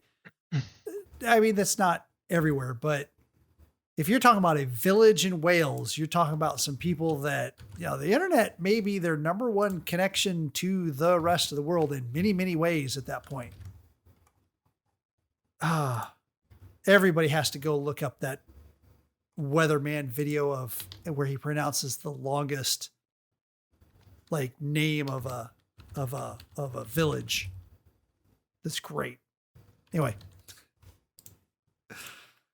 moving on. So I said there was going to be more Xbox news, and there is, in a weird way, because I want to talk about the Xbox. Not the Xbox 360, not the Xbox One, which is not the first Xbox, but the third Xbox, even though it's the Xbox One, and not Xbox Series X. I'm just talking about the Xbox. One of the interesting side effects of Microsoft buying ZeniMax, which is the parent company of Bethesda, is that now these guys get to talk about stuff that was kind of like secret, as it were, in the past, a little bit more freely. And they probably could have talked about it previously if they wanted to, but now they just get to share some war stories, as it were. And one of the greatest things I've heard so far was Todd Howard, the head of Bethesda, talking about Morrowind and when they brought Morrowind to the Xbox. And Morrowind was just a fantastic game. I remember it in PC because it just had these fascinating 3D maps, very similar to the 3D maps that we see in Deep Rock Galactic, except larger and easier to follow. And this is back, 20 years ago, easily, that they had this 3D mapping it. That was at least on the PC. I don't know how much of that made it into the Xbox. But Morrowind, when they brought it to the Xbox, had problems because there was only so much memory in the Xbox, and it kept hitting that limit of memory. So they had a way around this. In fact, not only did they have a way around this, but this was a recommended way around this from Microsoft. That if you ran out of memory, just reboot the Xbox. And you could reboot the Xbox and you could throw up a screen in the meantime. So we talk about loading screens and how the new consoles are going to get away from loading screens. I'll believe that when I see that, because we're just going to make games bigger. So we're still going to have loading screens eventually anyway. We're going to overtax even that SSD, but that's besides the point. This thing was the ultimate loading screen. They would throw up this screenshot with a hint on it, and they were able to reboot the Xbox behind the scenes without you even knowing it, and clearing out the memory and reloading the game and reloading the next level. And then you were off and running. Wow. I just think that's one of the most innovative ways that I've ever heard of. Had no clue that was ever happening, that you just flat out rebooted this darn thing without the user ever knowing, and a recommended way to do it to clear out the memory. That's interesting. Our More Microsoft news. Yeah, our last story / stories of the day. I'm going to hit on two technically in this one thing. So Mojang, the studio behind Minecraft, has decided to allow players to select the next Minecraft mob. There will be a stream that happens October 3rd, and you can go there, and they're going to essentially take a poll from the stream, the people who view the stream, in order to decide which one of 3 specific new designs will end up in Minecraft in the near future. So just a little thing that, people get to interact with. Again, like I said, their overarching theme right now is people interacting with them. So it's something that a decent amount of people are excited about. I know, my niece loves Minecraft, so I'm sure that these are things that like a lot of kids who love to play Minecraft, and even adults, because I'm not gonna lie, we've hosted Minecraft servers before, and I still have one running. I've played a stupid amount of Minecraft, and when I say stupid, I mean like MMO levels of stupid. Like we're talking 4-figure hours, kind of stupid. Yeah, we've all been on the same server together. Yeah, I mean, if you put in that Thaumcraft mod, I will Harry Potter the crap out of that game to the end of time. Another story. Portals and slime that's multiplying and attacking everything. Ruin the whole map with this weird blight. Another story that's in the same vein that I want to discuss because it is entertaining. I thought the trailer was hilarious. The newly announced Smash characters are coming, and it's none other than Steve and Alex, the default character skins from Minecraft. The trailer is ridiculous. It is really funny. Well done. The characters Does it show their specials? Their specials are pretty ridiculous as well. Like one of them is like a massive smash down of like the piston, and then the piston explodes, throwing people off the map. I saw nice. So like that was like the 2 villagers show up and they build a house, like a frame of a house around the person. What? They do some weird things. So yeah, it's hilarious. Beautiful. You should watch the trailer for it because the trailer is worth it. However, if you look at the information behind this and the general community receipt, it's not so great, unfortunately. Smash does like polls, kind of like, what do you guys want to see next? And for the most part, it's been ignored. So these characters are not what a lot of people were looking for. So there's a whole lot of hate out there. So if you want to read some funny, hateful comments, they exist because I guess nobody expected Minecraft. There is absolutely a vocal, I won't say minority, but that's what they are, that is super serious about Smash. I mean, I don't blame them too, because there is a competitive scene. There is, Mike loves this part. There is an esports part of Smash. Totally. It's big. And it's so big, in fact, that they're like, you cannot play with items on because it's too much random. And this is a skill game. And I say that with sarcasm, but it's true too. Oh, it's true. When you're just trying to do a skill-based, it's not a fighting game, it's a brawl game. But similar to fighting games, if you're trying to do something that's skill-based with how you're doing your attacks and stuff, yeah, you don't want the randomness of items in there. Mortal Kombat, when it's done in the professional esports world, they don't play. In fact, it's built into the game this way for Mortal Kombat, 10, I think is the most recent one, or 11. I forgot which, but the most recent one has all these armor bits that you can put on when you're a single player that like subtly change, like the power you do certain ways or the speed you do certain ways. And you can build this up and you can change how you do certain things and augment certain other things. But that's not allowed in competitive mode at all. In the game engine, not just in like, hey, we have these rules when you come. No, it's in the game engine that when you play competitive mode, all that stuff's turned off. So I get that. And I get the whole like Smash community for the competitive side when they say no items. And I could see those are the same people that are looking at this like, what? It feels like no Minecraft character.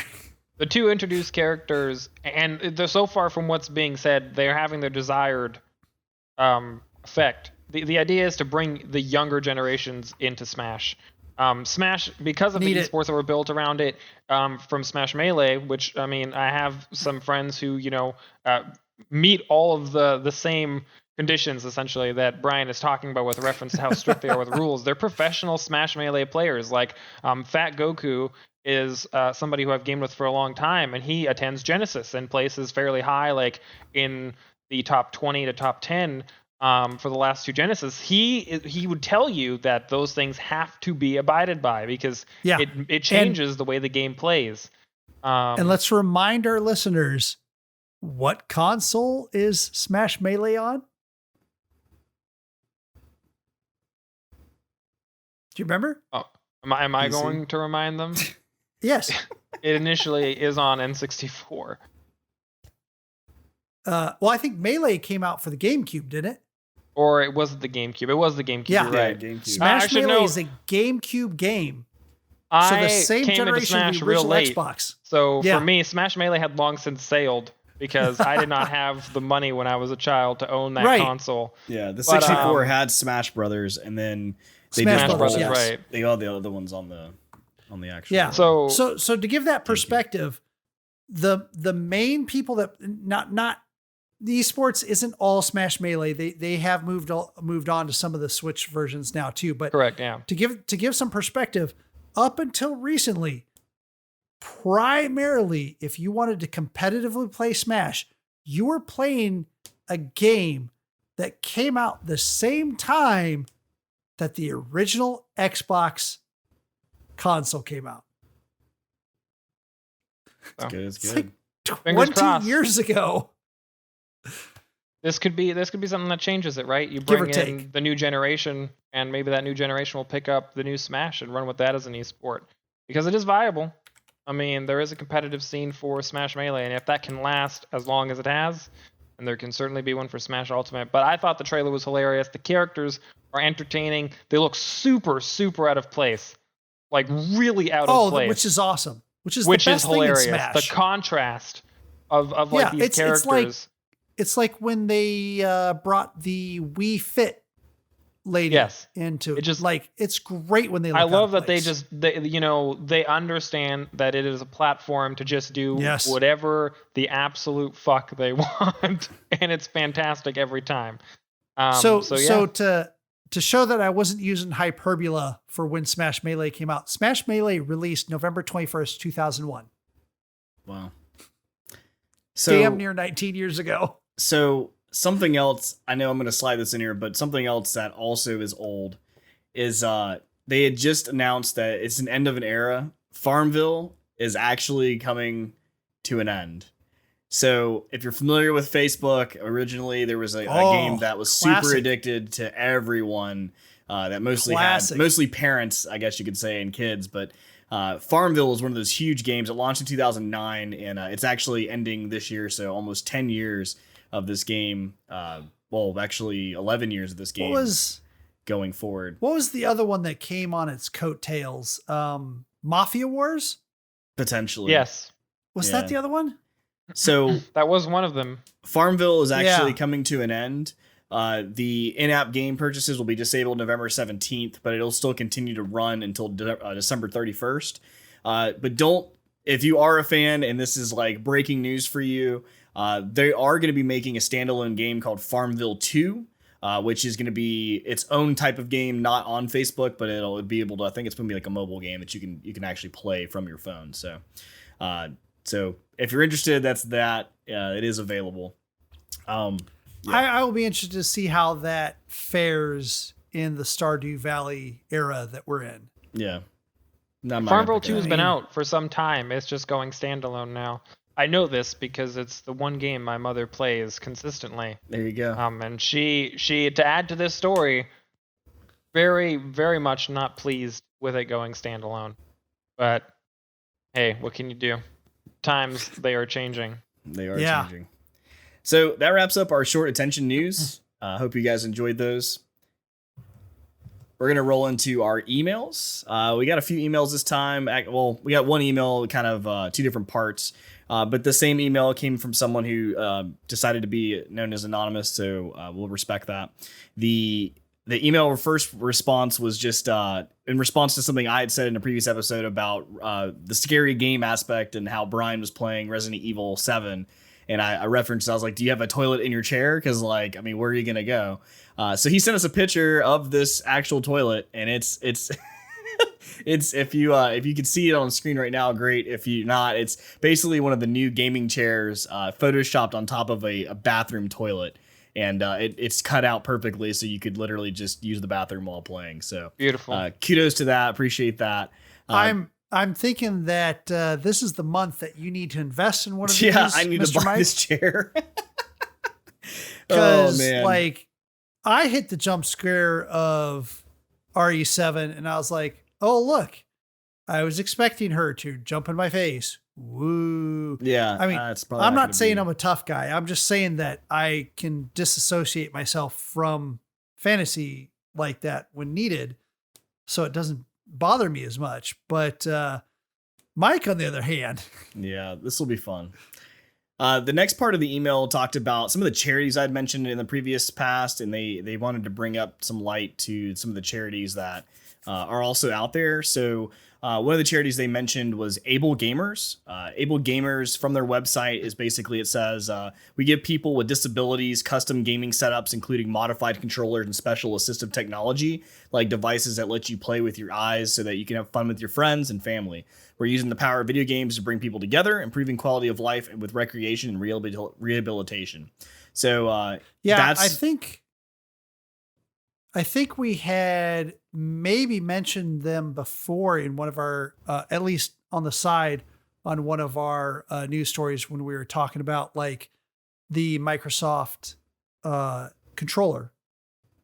I think so. And while we haven't maybe talked about this on the podcast, I know I've seen one of the people that I follow talk about them because they work with them and part of them on an ongoing basis, and are very passionate about like, hey, listen, all of us are gamers and we're all going to game in different ways. So let's try to be cognizant of that.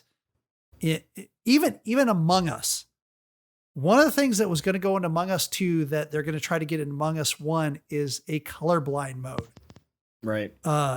Because we're talking about all kinds of different ways that people play because of all kinds of ways that we're different physiologically. Yeah. I have a friend that's not necessarily bad, good, or indifferent. Has to use colorblind mode. He's pretty blind in the sense of like what's classified as blind, and plays a lot of Rocket League, and it's the same thing with him. It's like some maps he can't play because it's like, nope, we're out. He can't see it. But using the colorblind mode and then doing some of that stuff definitely helps. The other note that they said in this email was even if you are just buying a t-shirt, that is also still helping disabled gamers. They also left a tidbit at the end of the email, which was also if, and their website's ablegamers.org. The tidbit is if you use Amazon, which I know I do, I've been ordering a lot of things, especially during the hashtag Rona economy. I think it's 4 today or 5 today for the day. And not just Amazon, smile.amazon.com. Well, I said if you use Amazon, you could use smile.amazon. And if you're not familiar with what that is, basically you type smile.amazon.com. And what that does is it redirects you. It's the first time you go there. If you haven't been there before, it's going to ask you, hey, thanks for joining, or thanks for going to smile.amazon. What it does is they take whatever you buy, they make a donation to a charity of your choice. They have a slew of different charities, but Able Gamers is one of those charity options. And actually recently I didn't realize that either. So I went yesterday and actually switched my account over to them. I was doing the Red Cross, but now I've switched it over to Able Gamers. So if that's another way, if you're just using Amazon, you don't have to do anything special. You just use smile.amazon and then your percentage of your purchases will go towards charity.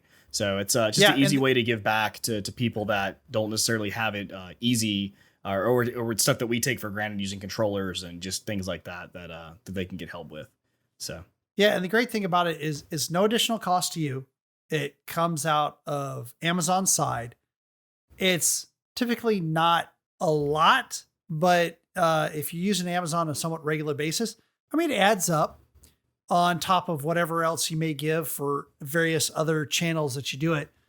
I am proud to say that I have Child's Play on mine. Child's Play is a super nonprofit organization. Like not just nonprofit, but everything that you contribute to them goes to the children in such a way that you can even, through Child's Play, get wish lists from the hospitals, buy what the hospital needs for children in the hospitals to like distract them from pain, distract them from boredom, distract them from procedures that are going on by allowing them to play games. And you can purchase the games from the wish list, and it goes directly from you purchasing it to the hospital. So there's nothing better than 100% of what you're donating going to where you want it to go to. It's one of the nice things about Child's Play.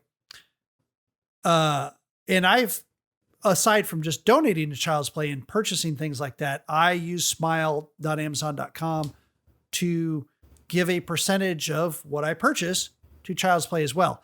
And I've been doing it for probably 2 years now, give or take, maybe more, because it is a small amount each time. So mine has added up to $114.70 that has been donated to Child's Play.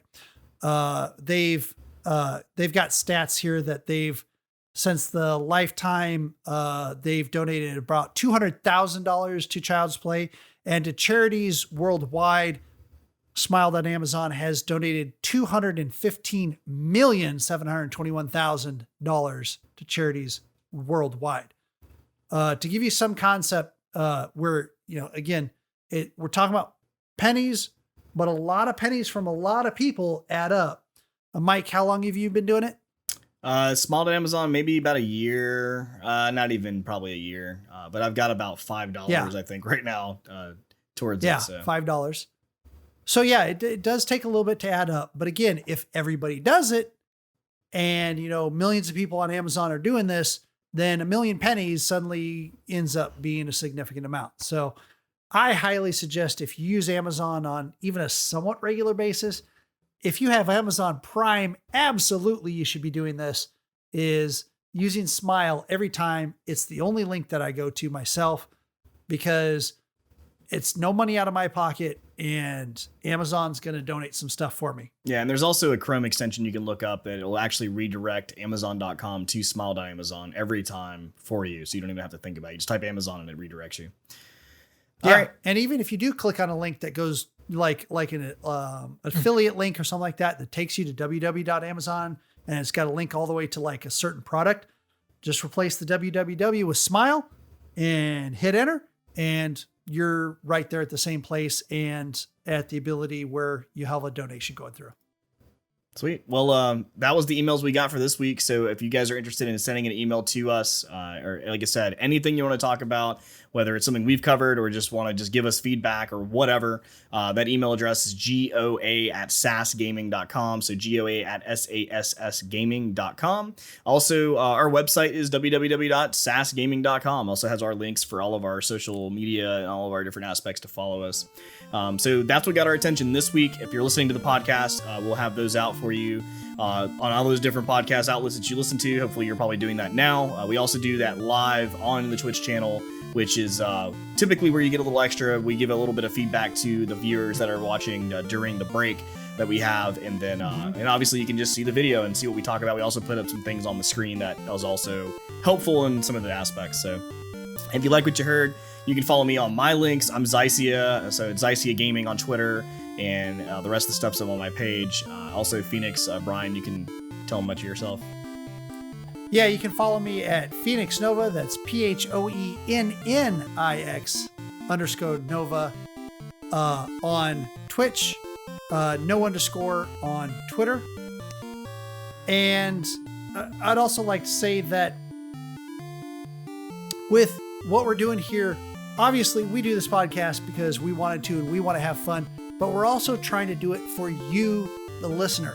So if you got something you like, let us know. If you got something that you don't like, let us know. Whether it's email, whether it's comments on iTunes, anything, comments on our YouTube channel. Hey, let us know, because we're playing around with stuff. We're changing up formats. We changed up format this week, and we want to know what you like, what you don't like, and we want to try to make this entertaining and informative for you, the listener, while we have fun as well. Agree, yeah. We want you guys to have a great time, and we're going to have a great time doing it if at all possible. So send us what you're interested in, and we'll talk about it, see what it is. What's your links there, Bruno? My links How we follow you? For Twitch, it's just Dymyrn, Dymyrn, and for Twitter, it's Dymyrn with gaming added at the end of it again, Dymyrn. So, sweet. Well, that wraps up Got Our Attention this week. As always, we appreciate you watching, listening, or whatever outlet you're doing this on. Until next time, have a great day. I will say this time a little different. Wear a mask and go vote. So, very important. Make sure to do that. Yes. You guys have a great weekend. Thank you, everyone. Take care. Take it easy.